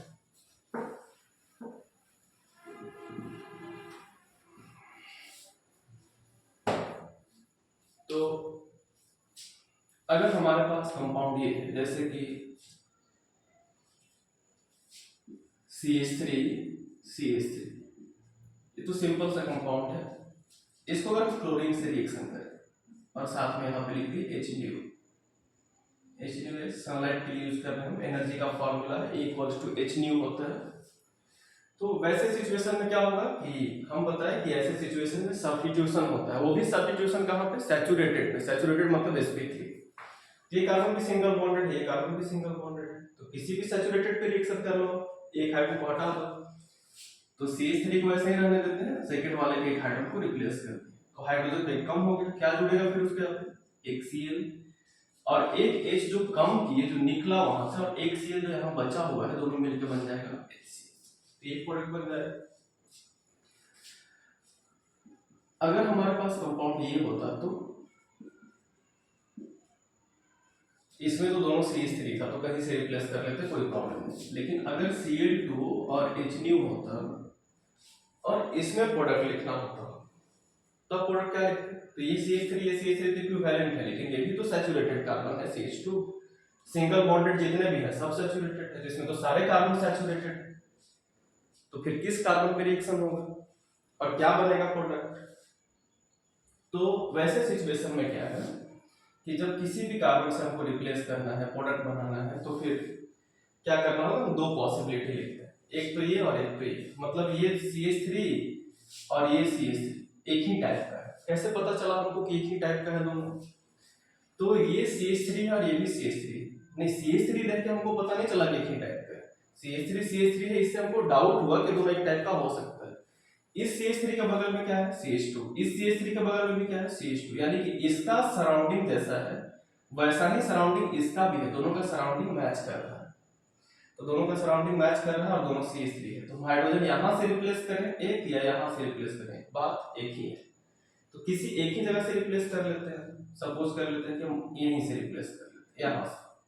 तो प्रोडक्ट हमारा क्या हो जाएगा? CH3 CH2। यहां से रिप्लेस करेंगे तो एक H कम हो जाएगा, 2 हो जाएगा, और उसके पे क्या अटैच हो जाएगा? Cl plus. अगर हम यहां से रिप्लेस नहीं करे होते तो हमारे पास एक ऑप्शन याद है, ये तो सेम ही है, यहाँ भी ऑप्शन है, इससे भी रिप्लेस कर सकते हैं। तो यहां से रिप्लेस करते तो क्या प्रोडक्ट बनता? तो यहां से एक H कम हो जाता और यहाँ पर अटैच हो जाता Cl और CH3। तो ऐसा नहीं सोचना है कि दो Cl यहाँ पे, एक Cl यहाँ पर अटैच हुआ, एक Cl यहाँ पे। जब यहाँ पे रिएक्शन हुआ होगा तो इसका H और इसका Cl HCl बन के निकला होगा। जब यहाँ पे रिएक्शन हुआ होगा तो इसका H और इसका Cl HCl बन के निकला होगा, मतलब 2 मोल HCl का यूज हुआ होगा। तो यहाँ पे हम साइड प्रोडक्ट पे ध्यान नहीं देंगे ज्यादा।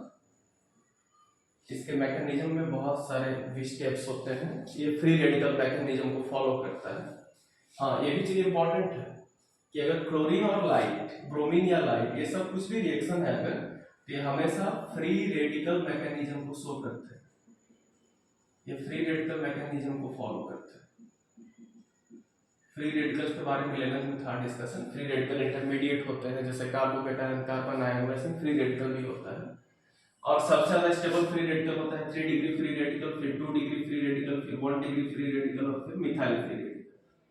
ये फ्री रेडिकल की स्टेबिलिटी का ऑर्डर होता है। रेडिकल के पास एक अनपेयर्ड इलेक्ट्रॉन होते हैं, कार्बन के पास एक अनपेयर्ड।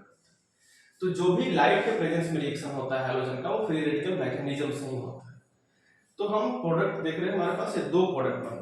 तो जब 2 प्रोडक्ट बनेगा तो एक बताना ये इंपॉर्टेंट होता है कि कौन ज्यादा बनेगा, कौन कम बनेगा, मतलब कौन मेजर होगा, कौन माइनर होगा, प्रिडिक्ट करना होता है।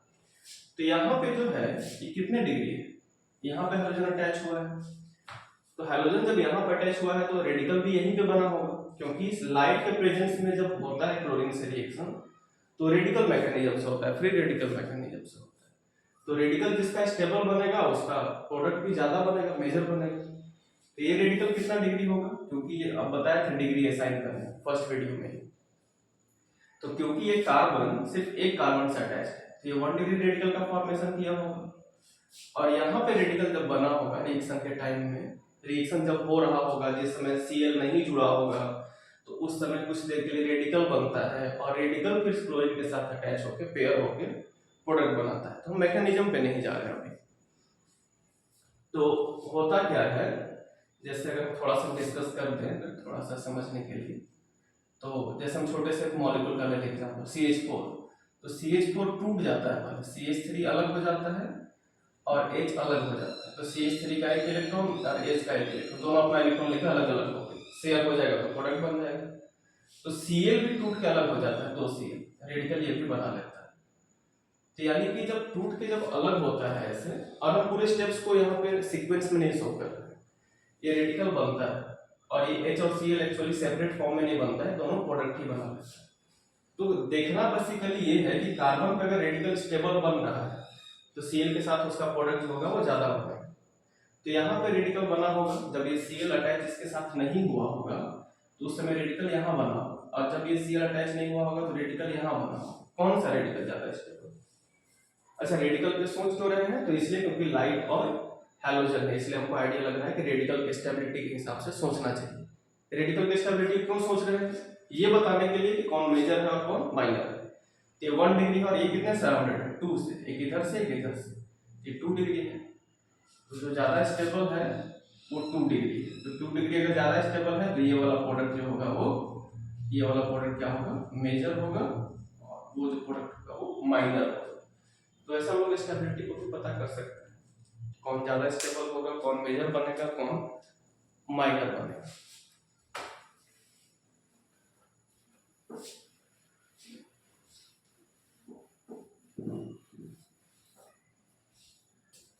ठीक है, इसके बाद फिर हम लोग, ये सब तो सिंपल एग्जांपल। अब जैसे हम इस मॉलिक्यूल की बात कर रहे हैं, बेंजीन में अटैच करके CH3, अब इसका नाम है टॉलिन। अब टॉलिन का रिएक्शन अगर हम करें Cl2 के साथ इन प्रेजेंस ऑफ सनलाइट, तो सनलाइट से क्या याद आ रहा है? सब्स्टिट्यूशन। सब्स्टिट्यूशन कहां पे होता है? हैलोजन से तो सैचुरेटेड पे, तो बेंजीन के कार्बन तो सैचुरेटेड नहीं होते हैं, ये सारे कार्बन बेंजीन के द्वारा सैचुरेटेड होते हैं। तो फिर सैचुरेटेड कौन है? तो बेंजीन से जो बाहर है यही सैचुरेटेड है। तो करते क्या है उसमें से एक हाइड्रोजन को रिप्लेस करते हैं, रिप्लेस कर दिए, कितना बच गया? CH2। फिर क्या अटैच करेंगे उसके जगह पे? Cl, Cl अटैच कर दिए, तो एक H जो वहां से निकला और एक जो Cl बच गया, HCl बन गया। इस कंपाउंड का नाम क्या होगा? ये बेंजाइल क्लोराइड है, कॉमन नाम है, हालांकि ये हम बता रहे हैं, लेकिन ये बेंजाइल क्लोराइड है, क्योंकि बेंजाइल ग्रुप बताया था कितने को बेंजाइल बोलते हैं और उसमें क्लोरीन जुड़ा हुआ है, तो ये बेंजाइल क्लोराइड का स्ट्रक्चर है।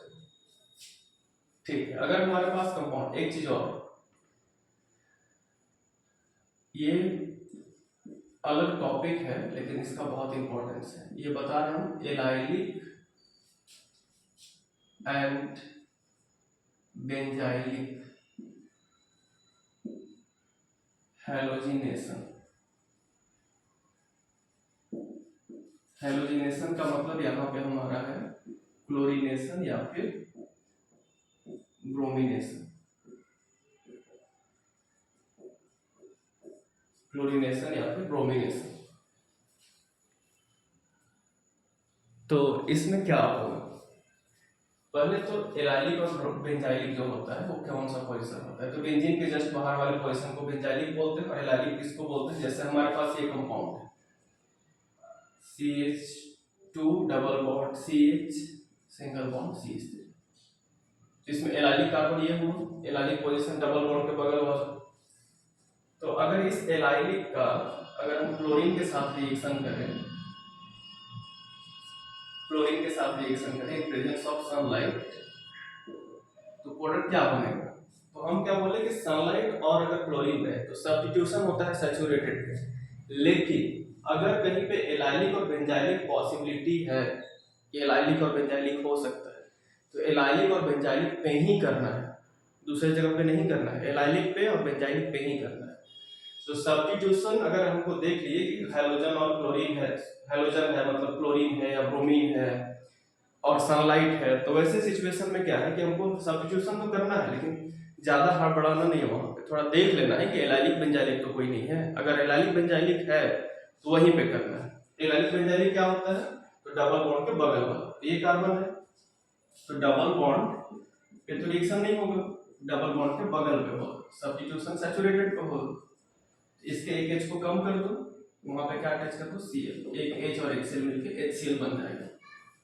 और एक एग्जांपल देखते हैं, अगर CH2 double bond CH, CH2 CH3 ऐसे रहे और साथ में हो Br2 और वही सनलाइट हो या हीट हो, तब क्या बोलेंगे? तो हम क्या बोले कि सब, अब इसमें सैचुरेटेड दो दो सैचुरेटेड है, तो किसी सैचुरेटेड पे नहीं, अगर एलाइलिक बेंजाइलिक पॉसिबिलिटी है तो एलाइलिक पे ही करना है, बेंजाइलिक है तो बेंजाइलिक पे।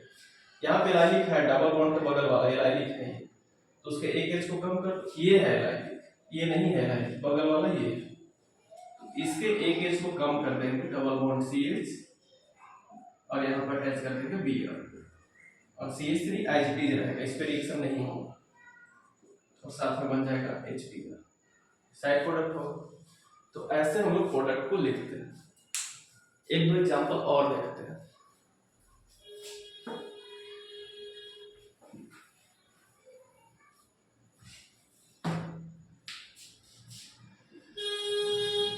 जैसे हमारे पास ये कंपाउंड है और यहाँ पे नाइट्रो ग्रुप अटैच। अब इसका रिएक्शन हम करते हैं ब्रोमीन के साथ इन प्रेजेंस ऑफ सनलाइट। तो ब्रोमीन और सनलाइट दिखा या क्लोरीन या सनलाइट दिखा, क्लोरीन हीट दिखा, तो सब्स्टिट्यूशन होगा सैचुरेटेड में। तो बेंजीन कौन सैचुरेटेड होता है? सैचुरेटेड कार्बन 2 है, तो क्या किसी दोनों पे कर सकते हैं? नहीं। अगर बेंजाइलिक एलाइलिक पॉसिबिलिटी है तो बेंजाइलिक पे ही करना है, या एलाइलिक है तो एलाइलिक पे ही करना है। तो बेंजीन के बाहर वाले कार्बन को ही तो बेंजाइलिक बोलते हैं, तो बेंजाइलिक पे ही है मेरा। हम इस पे रिएक्शन नहीं करेंगे, इस पे करेंगे। बेंजीन के जस्ट बाहर वाले को बेंजाइलिक बोलते हैं। ये लास्ट वीडियो में डिस्कस कर चुके हैं। तो ये NO2, यहाँ पे CH और यहाँ पे क्या अटैच हो जाएगा? Br और ये CH3। ये प्रोडक्ट बनेगा इसमें, और यहाँ से एक H और एक जो Br निकला वो HBr बनता है। ये साइड प्रोडक्ट हम लोग स्किप भी कर सकते हैं। अगर मेन प्रोडक्ट लिखने को सिर्फ बोला जाए पेपर में तो हम सिर्फ इतना ही लिखें, और ध्यान भी मेरा इसी पे होना चाहिए। वैसे ही अगर हमारे पास ये कंपाउंड है, जैसे कि डबल बॉन्ड है और हम यहाँ पे ले लिए Br,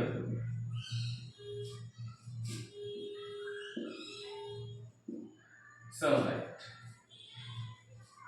तो क्या होगा? अब इसमें बेंजाइलिक एलाइलिक पॉसिबिलिटी है क्या? हाँ है। डबल बॉन्ड के बगल वाला कार्बन ये है, डबल बॉन्ड के बगल वाला कार्बन ये है। इन दोनों को तो एलाइलिक ही बोलेंगे, डबल बॉन्ड के बगल वाले को। बेंजीन होता तब तो बाहर वाले को बेंजाइलिक बोलते, डबल बॉन्ड के बगल वाले को बेंजाइलिक एलाइलिक बोलते हैं। अगर ये सब समझ में नहीं आ रहा हो तो लास्ट वीडियो में डिस्कस कर चुके हैं, उसको ठीक से देख लेने के बाद ही समझ में आ जाए। तो ये डबल बॉन्ड के बगल वाले को बोलते हैं हम लोग। ये क्या है? ये एलाइलिक है। तो हम क्या बताएं कि अगर बेंजाइलिक एलाइलिक होता है तो वही रिएक्शन होता है। तो पहले ये चेक कर लेना है कि उस पर हाइड्रोजन है कि नहीं है। हाइड्रोजन इस पे कितना है? 2 है, क्योंकि 2 बॉन्ड है। इस पे कितना 2 बॉन्ड दिख रहा है? 2 बॉन्ड। इस पे भी हाइड्रोजन कितना होगा? 2 बॉन्ड। तो इसके पास ये भी एलाइलिक है, ये भी एलाइलिक, इस पे भी 2 हाइड्रोजन, इस पे भी 2 हाइड्रोजन। तो दोनों को सेम ही टाइप कर, कहीं से भी एक हाइड्रोजन को हटा लो, एक हाइड्रोजन को हटा दिए। एक हाइड्रोजन को हम ऊपर से हटा दिए, उसके पे क्या इंट्रोड्यूस हो जाएगा? एक ब्रोमीन। तो एक हाइड्रोजन यहाँ पे रहेगा, और यहाँ पे कितने हाइड्रोजन? 2 हाइड्रोजन जो थे वो रहेंगे। तो हाइड्रोजन को बस चेक करना होता है, ये ऐसे शो करने की कोई जरूरत नहीं है। अगर हम नहीं भी शो करेंगे तो अंडरस्टूड है कि वहां पे हाइड्रोजन है।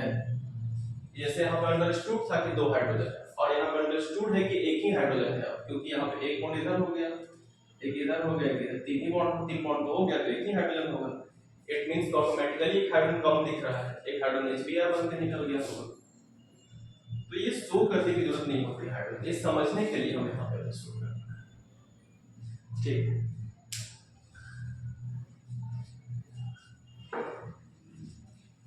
और ये जितने भी रिएक्शन है, चाहे एलाइलिक हैलोजिनेशन हो या फिर बेंजाइलिक हैलोजिनेशन हो, सारे फ्री रेडिकल मैकेनिज्म को ही शो करता है। हैलोजन और सनलाइट है तो ये रेडिकल को ही बनाता है, रेडिकल फॉर्म करता है। रेडिकल जब बनेगा तो फ्री रेडिकल मैकेनिज्म को ही फॉलो करेगा। अगर हमारे पास ये कंपाउंड हो तो इसका प्रोडक्ट आप लोगों को गेस करना है कि क्या बनेगा। Br2 और फिर से यहाँ पे हम ले लिए सनलाइट, तो क्या प्रोडक्ट बनेगा?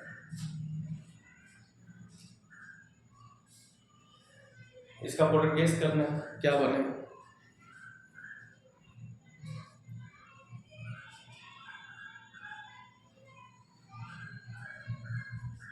तो इसमें भी क्या है कि एलाइलिक बेंजाइलिक पहले देख लेना है क्या? हाँ है। तो डबल बॉन्ड के बगल वाला कार्बन ये एलाइलिक, डबल बॉन्ड के बगल वाला कार्बन ये एलाइलिक, दोनों एलाइलिक है। इस पे कितने हाइड्रोजन है? हाइड्रोजन हटाने के लिए इसको हटा सकते हैं। हाँ 2 हाइड्रोजन है यहाँ पे, 2 बॉन्ड है तो वैसे ही 2 हाइड्रोजन। यहाँ पे कितने हाइड्रोजन है कि नहीं है? अगर नहीं होगा तब तो फिर यहाँ पे रिएक्शन हो ही नहीं सकता है। एलाइलिक और बेंजाइलिक हैलोजिनेशन होने के लिए रिप्लेसेबल हाइड्रोजन भी होने चाहिए। अगर हाइड्रोजन ही नहीं रहेगा तो किसको रिप्लेस करेंगे? यहाँ पे हाइड्रोजन था तब तो हम रिप्लेस करके ब्रोमीन अटैच किए, यहाँ पे हाइड्रोजन था तब तो रिप्लेस किए। अगर बाय द वे यहाँ पे हम ऐसे अटैच करते हैं, CH3 अटैच करते हैं, CH3 अटैच करते हैं, तब तो फिर इन तीनों में से कहीं पे रिएक्शन होगा, यहाँ पे तो रिएक्शन ही नहीं होगा। तो हाइड्रोजन भी होना जरूरी है उस जगह पे, एलाइलिक और बेंजाइलिक। तो यहाँ पे हाइड्रोजन है कि नहीं? यहाँ पे हम है, समझने के लिए हम लिख लेते हैं, 2 हाइड्रोजन है। यहाँ पे हाइड्रोजन है कि नहीं? 1 2 3 बॉन्ड, 1 हाइड्रोजन है। तो हम यहाँ से भी रिप्लेस कर सकते हैं, यहाँ से, लेकिन कहीं एक ही जगह से ज्यादा प्रोडक्ट बनेगा। अब हम यहाँ से रिप्लेस करेंगे तो यहाँ ब्रोमीन अटैच करेंगे, यहाँ से रिप्लेस करेंगे तो यहाँ ब्रोमीन अटैच करेंगे, लेकिन लिखना है हमको मेजर। एक प्रोडक्ट लिखना है तो मेजर भी लिखना होगा। कौन बनेगा? तो जब यहाँ ब्रोमीन अटैच होगा तो रेडिकल यहाँ बना होगा, यहाँ ब्रोमीन अटैच होगा तो यहाँ रेडिकल बनेगा, तभी ब्रोमीन यहाँ अटैच होगा। यहाँ पे कितना डिग्री रेडिकल बनेगा? यहाँ पे रेडिकल बनेगा, इस H को हटा देते हैं हम, तो ये इधर से एक बॉन्ड और इधर से एक बॉन्ड, यानी कि जिस कार्बन पे रेडिकल बनेगा वो कार्बन कितने से सराउंडेड है? 2 साइड से सराउंडेड।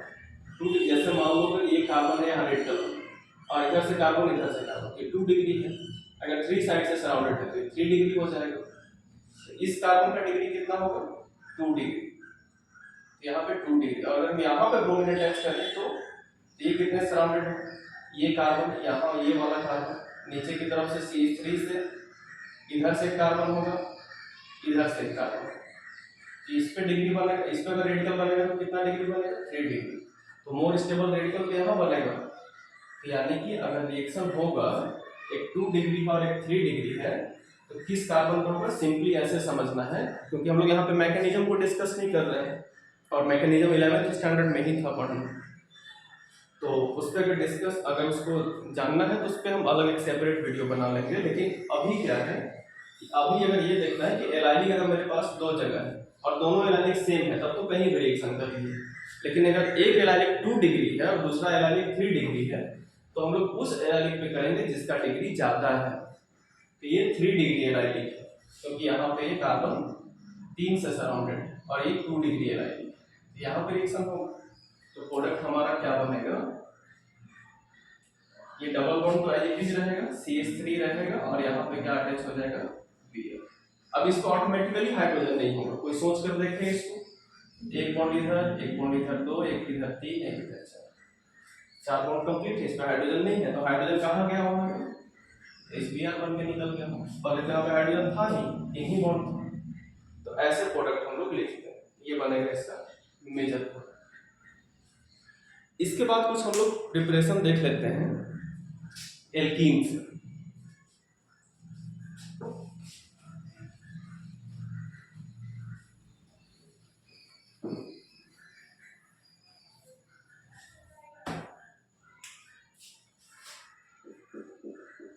प्रिपरेशन फ्रॉम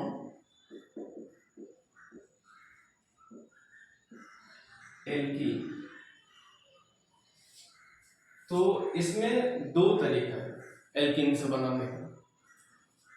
एक तो यूजिंग HX का यूज करके, जैसे कि हम HCl का यूज कर लेंगे, HBr का यूज कर लेंगे, या फिर HI का यूज कर लेंगे।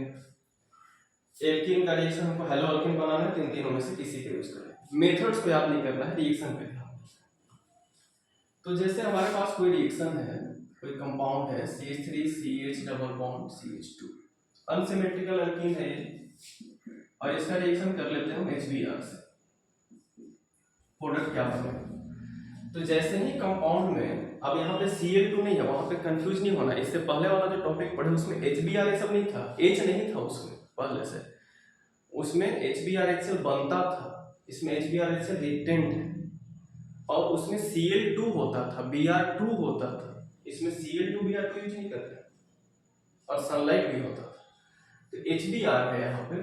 तो जब भी कोई एसिड का रिएक्शन, याद रखना है, एसिड हो कोई और साथ में अल्कीन हो, तो एसिड और अल्कीन जब होता है तो उसमें कैसा रिएक्शन होता है?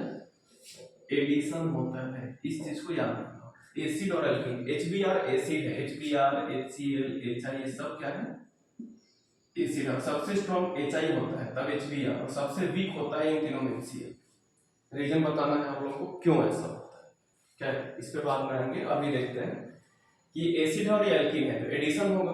एडिशन कहाँ होगा, अल्कीन है तो डबल बॉन्ड पर होगा, तो डबल बॉन्ड पे CH है, डबल बॉन्ड पे CH2 है, तो कुछ एडिशन यहाँ होगा, कुछ एडिशन यहाँ होगा। तो कहाँ पे क्या जुड़ेगा, तो मार्कोनिकॉफ रूल है, मार्कोनिकॉफ रूल। ये रूल ये बताता है कि जब एडिशन में दोनों जगह पे H इक्वल नहीं हो, अनसिमेट्रिकल अल्कीन हो, कहीं पे एक H हो, कहीं पे दो हो, कहीं पे H ही नहीं हो, कहीं पे दो H हो, कहीं पे नंबर ऑफ हाइड्रोजन एटम अगर अनइक्वल हो, तो वैसे केस में क्या होता है कि H एडिंग मॉलिक्यूल का पॉजिटिव पार्ट, इसका प्लस HBr में H प्लस Br माइनस, तो प्लस वाला पोर्शन वहां जाता है जहां पे H ज्यादा होता है, या सिंपली ऐसे कर ले कि H वहां जाता है जहां पे H ज्यादा होता है, लेकिन करेक्ट वे ये है बोलने का कि प्लस वहां जाएगा जहां पे H ज्यादा होता है। H वहां जुड़ेगा जहां पे H ज्यादा है, तो यहाँ पे 2H, यहाँ पे 1H, तो यहाँ पे तो 3H है। नहीं, इसको कंपेयर क्यों करेंगे, डबल बॉन्ड को सिर्फ कंपेयर करना है, सबको नहीं कंपेयर करना है। तो H यहाँ पे जाके जुड़ेगा तो क्या हो जाएगा फिर ये CH2 से हो जाएगा ये CH3। अब इसके बाद फिर क्या है, तो यहाँ पे H अगर जुड़ गया तो इस जगह पे भी तो कुछ जुड़ेगा ना, तो हाँ तो बच गए, यहाँ पे क्या जुड़ेगा Br, और CH3 पे उधर तो रिएक्शन नहीं होना है तो एज इट इज लिख दीजिए, तो यही प्रोडक्ट हमारा बनेगा मेजर। और ये जो एडिशन हुआ ऐसे एडिशन को बोलते हैं हम लोग मार्कोनिकॉफ एडिशन। तो हमेशा किसी भी चीज का एडिशन, चाहे वो एसिड का एल्कीन में एडिशन आप कर लो, किसी वाटर का एडिशन कर लो एल्कीन में, मतलब किसी भी चीज का एल्कीन में जब एडिशन होता है तो इसी रूल को फॉलो करता है। लेकिन ये चीज बहुत इंपॉर्टेंट है कि एसिड और एल्कीन रहेगा तो एडिशन ही होगा, वाटर भी रहेगा एल्कीन में तो एडिशन ही होगा। ठीक है, आगे भी देखेंगे। अगर हमारे पास ये molecule CH3 CH3 double bond CH2, अगर इसका रिएक्शन करें हम HCl के साथ या HBr किसी के साथ, तो क्या प्रोडक्ट बनेगा, तो ये डबल बॉन्ड है ये दोनों पे, तो रिएक्शन यहीं और यहीं पे होगा। तो कहाँ पे जुड़ेगा, जहाँ पे H ज्यादा है, तो 2 है यहाँ पे, तो यहाँ पे H जुड़ जाएगा और यहाँ पे Cl जुड़ जाएगा और डबल बॉन्ड ब्रेक कर जाएगा। तो प्रोडक्ट क्या बन जाएगा CH3 CH3, फिर डबल बॉन्ड ब्रेक करेगा तो सिंगल हो जाएगा, फिर क्या हो जाएगा CH2, तो CH2 पे के जुड़ेगा तो क्या हो जाएगा CH3, और यहाँ पे क्या जुड़ जाएगा Cl। मतलब बेसिकली हम क्या किए कि डबल बॉन्ड को ब्रेक कर दिए, H को यहाँ पे अटैच कर दिए तो ये 3 हो गया, और यहाँ पे किसको अटैच कर दिए Cl। ये प्रोडक्ट बन वही लिखे ना, ठीक है। तो ऐसे ही प्रोडक्ट को हम लोग असाइन करते हैं। एक चीज और इसमें ध्यान देने वाला है कि अगर हमारे पास एल्कीन है ये और साथ में HBr है, लेकिन यहाँ पे हम पेरोक्साइड यूज कर लिए, कोई organic peroxide, benzoyl peroxide use कर लेते हैं हम लोग नॉर्मली इस पर्पस के लिए, लेकिन हम यहाँ पे कोई ऑर्गेनिक पेरोक्साइड ऐसे लिखा हो, तो अगर पेरोक्साइड यूज कर लिए तब एडिशन एंटी मार्कोनिक होने लगता है। अभी तक जैसे कर रहे थे उसका जस्ट अपोजिट होने लगेगा, एंटी मार्कोनिक ऑफ एडिशन। इसमें क्या होता है, तो अभी तक क्या कर रहे थे H वहां पे ऐड कर रहे थे जहां पे ज्यादा होता है, तो अब H को कहां ऐड करेंगे जहां पे H कम होता है। क्यों, क्योंकि यहाँ पे पेरोक्साइड आ गया HBr के साथ, इसको हम लोग पेरोक्साइड इफेक्ट भी कहते हैं। यहाँ पे पेरोक्साइड इफेक्ट होने लगेगा, और इस पेरोक्साइड इफेक्ट की वजह से यहाँ पे H वहां जुड़ने लगेगा जहां पे H कम है। लेकिन एक चीज ध्यान देना है कि पेरोक्साइड इफेक्ट HCl के साथ नहीं होता है, ये पेरोक्साइड इफेक्ट HI के साथ नहीं होता है, ये पेरोक्साइड इफेक्ट सिर्फ HBr के साथ होता है। अगर कोई HI और पेरोक्साइड करके और एंटी मार्कोनिक कर दे, या HCl और HCl और पेरोक्साइड करके एंटी मार्कोनिक कर दे तो गलत होगा। HBr ही सिर्फ पेरोक्साइड इफेक्ट को शो करता है। तो प्रोडक्ट क्या बनेगा फिर इसमें, तो इसमें जो प्रोडक्ट बनेगा वो ये बनेगा CH3 CH, H वहां जुड़ेगा जहां पे H कम है, तो इन दोनों में कम कहां पे, यहाँ पे कम है, यहाँ पे हो जाएगा CH2, बॉन्ड टूट के डबल हो जाएगा सिंगल एडिशन के बाद, तो यहाँ पे क्या जुड़ेगा, Br, CH2 पे जुड़ जाएगा Br, यही बनेगा मेजर प्रोडक्ट। तो एडिशन करते टाइम ध्यान देना है कि HBr के साथ कहीं पेरोक्साइड तो नहीं लिखा हुआ है, ऐसे हम लोग प्रोडक्ट गेस करेंगे। अगर हमारे पास ये कंपाउंड रहेगा तब क्या बनेगा प्रोडक्ट, और यहाँ पे हम लिख दिए HI। अब क्या बनेगा प्रोडक्ट, तो साइक्लिक कंपाउंड है तो क्या हुआ, एसिड है ये और ये एल्कीन है तो डबल बॉन्ड मतलब एल्कीन।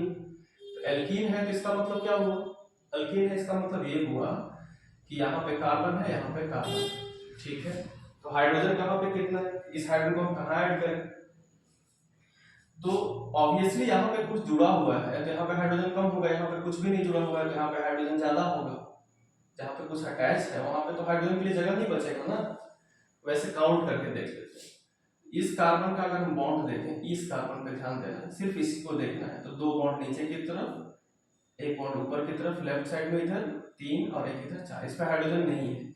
अब इस पे काउंट कर, इस कार्बन पे अगर ध्यान दें तो सिर्फ इस पे ध्यान देना है। तो 2 बॉन्ड ऊपर दिख रहा है, इस कार्बन के इसको सेंटर में रख के सोचना है। तो 2 ऊपर दिख रहा है और एक इधर 3 दिख रहा है, तो यहाँ पे एक हाइड्रोजन।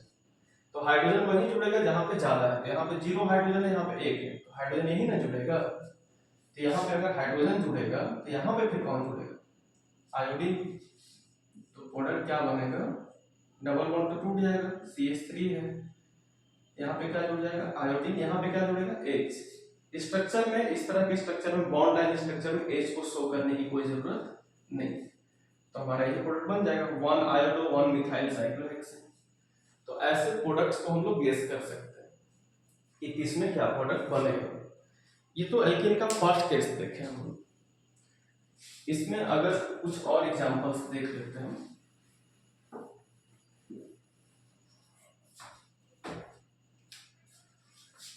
अगर हमारे पास ये मॉलिक्यूल होता,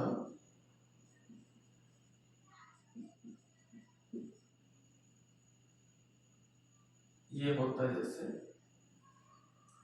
ये मॉलिक्यूल और प्लस HCl, तो क्या बनेगा प्रोडक्ट, ये प्रोडक्ट आपको बताना है। अगर हमारे पास ये कंपाउंड होता, यहाँ पे C2H5 है और प्लस HBr, तो क्या बनता प्रोडक्ट। फिर हमारे पास अगर ये कंपाउंड है,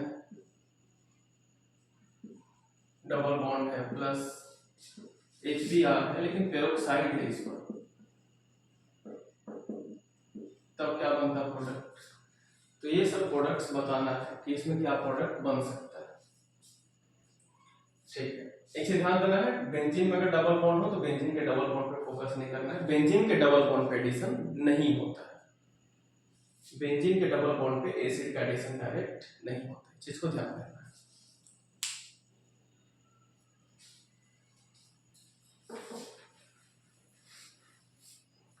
ठीक है, आगे देखते हैं। तो अब इसमें सेकंड देखते हैं, एडिशन ऑफ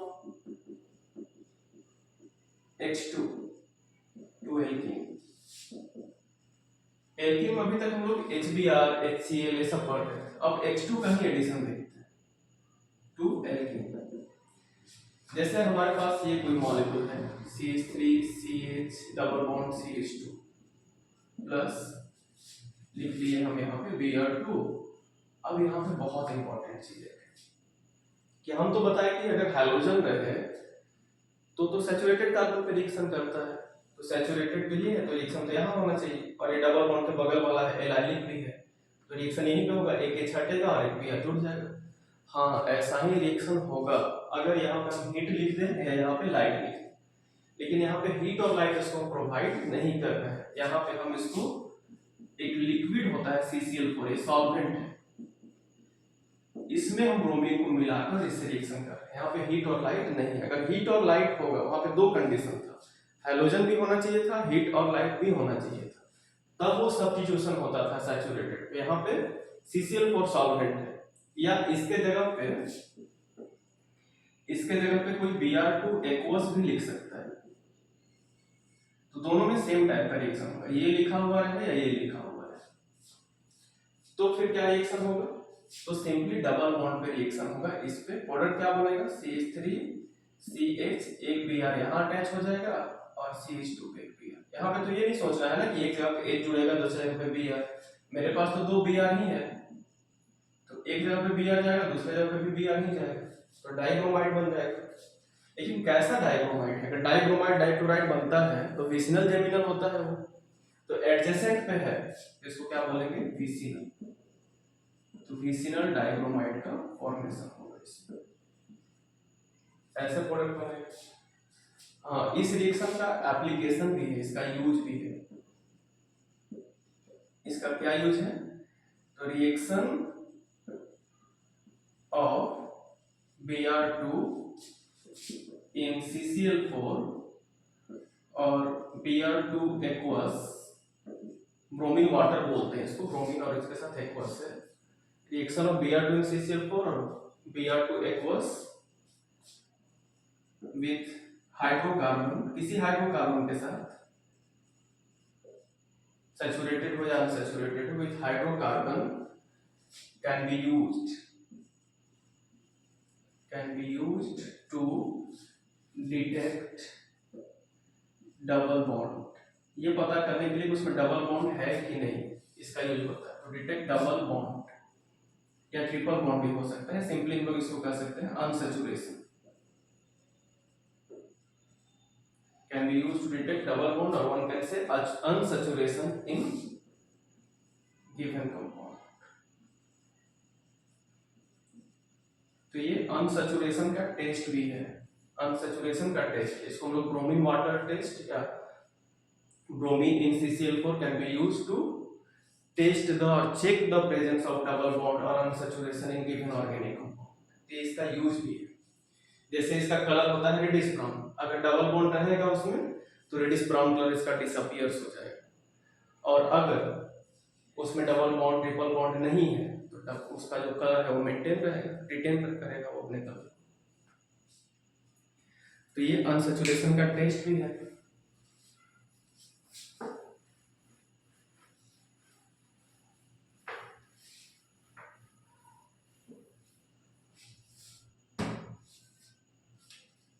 और थोड़े से अगर हम एडवांस लेवल पे नीट एडवांस पे अगर जाके बात करें तो इसमें ब्रोमीन का जो एडिशन होता है वो ट्रांस होता है, एक ब्रोमीन नीचे से जुड़ता है तो एक ब्रोमीन ऊपर से जुड़ता है, दोनों ब्रोमीन सेम साइड से नहीं जुड़ता है। तो खैर अभी इस चीज पर डिस्कस नहीं कर रहे हैं, अभी हम लोग बेसिक्स को देख रहे हैं अभी पूरा, तो पूरा बेसिक्स एक साथ देख लेते हैं। अगर हमारे पास ये कंपाउंड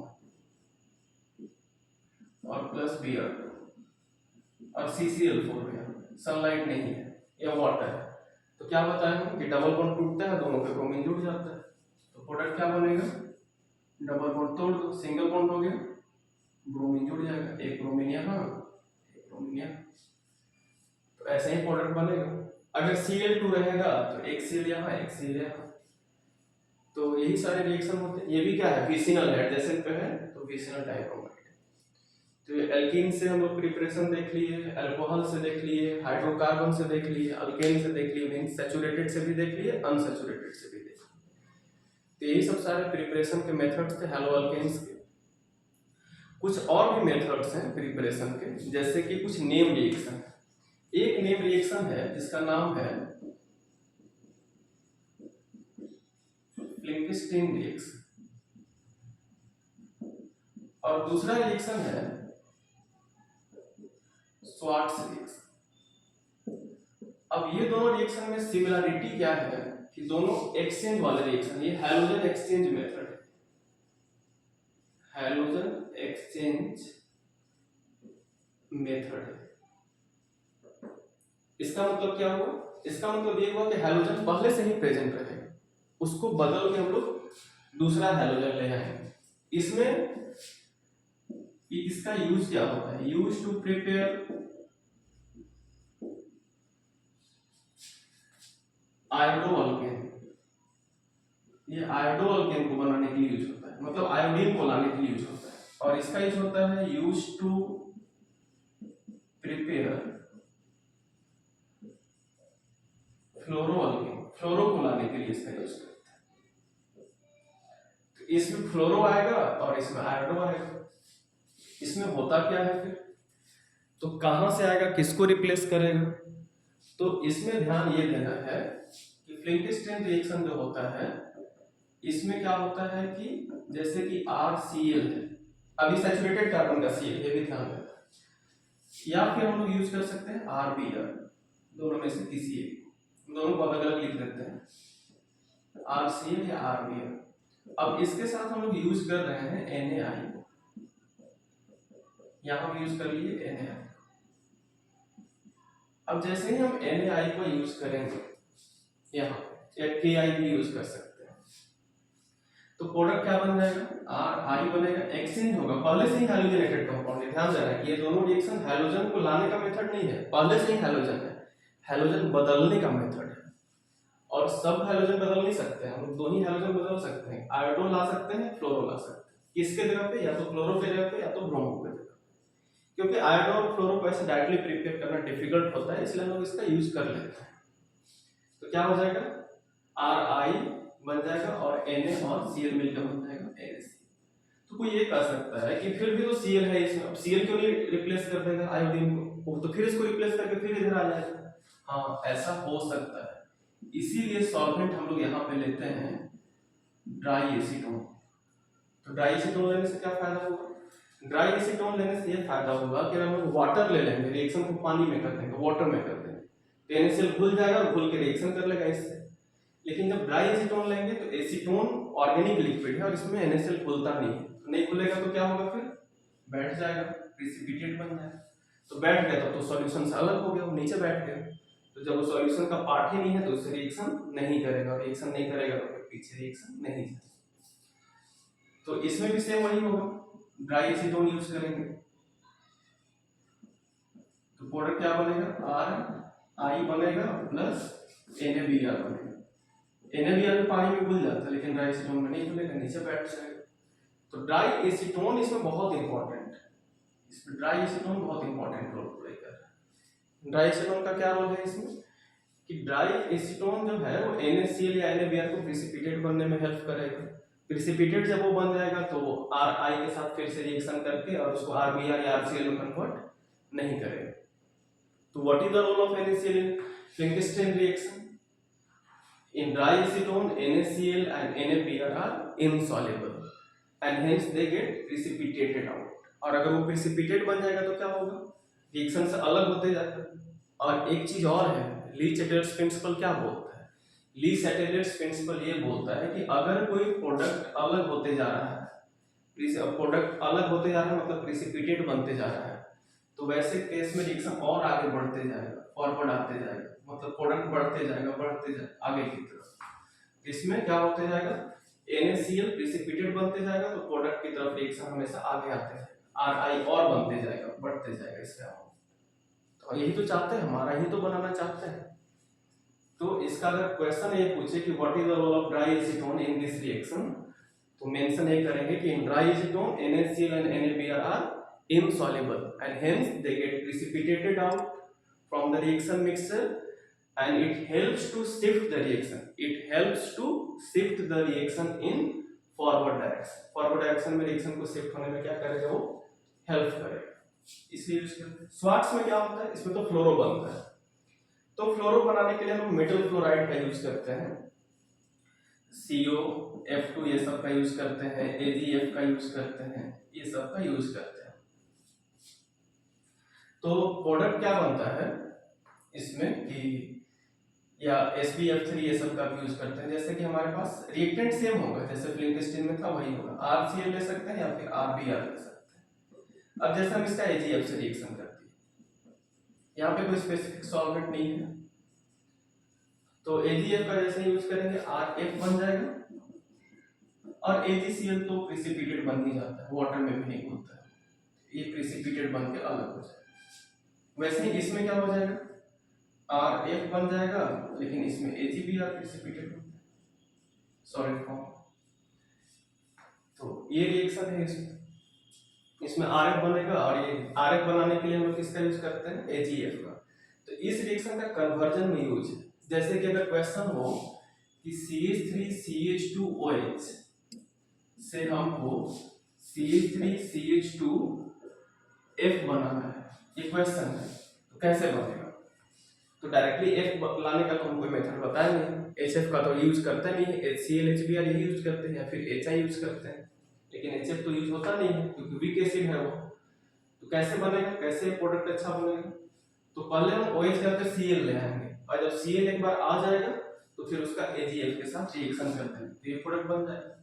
तो इस तरह के कन्वर्जन भी होते हैं। तो ये श्वार्ट्ज रिएक्शन का जनरल फॉर्म है। अगर एग्जांपल लिखना होगा तो हम ऐसे लिख सकते हैं CH3 CH2 Cl, ये एग्जांपल होगी, ये तो जनरल फॉर्म एग्जांपल नहीं है।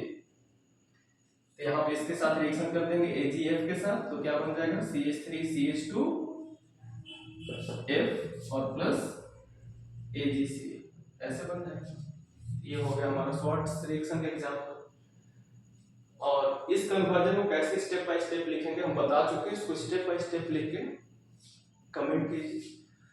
और फिर बाकी कुछ भी क्वेश्चंस है और तो उस क्वेश्चन से रिलेटेड अगर कोई प्रॉब्लम है तो आप पूछ सकते हैं कमेंट बॉक्स में। और दूसरी चीज कि इसके बाद का जो टॉपिक है इस चैप्टर का उसको हम लोग नेक्स्ट वीडियो में देखेंगे। तब तक के लिए इतना, थैंक यू।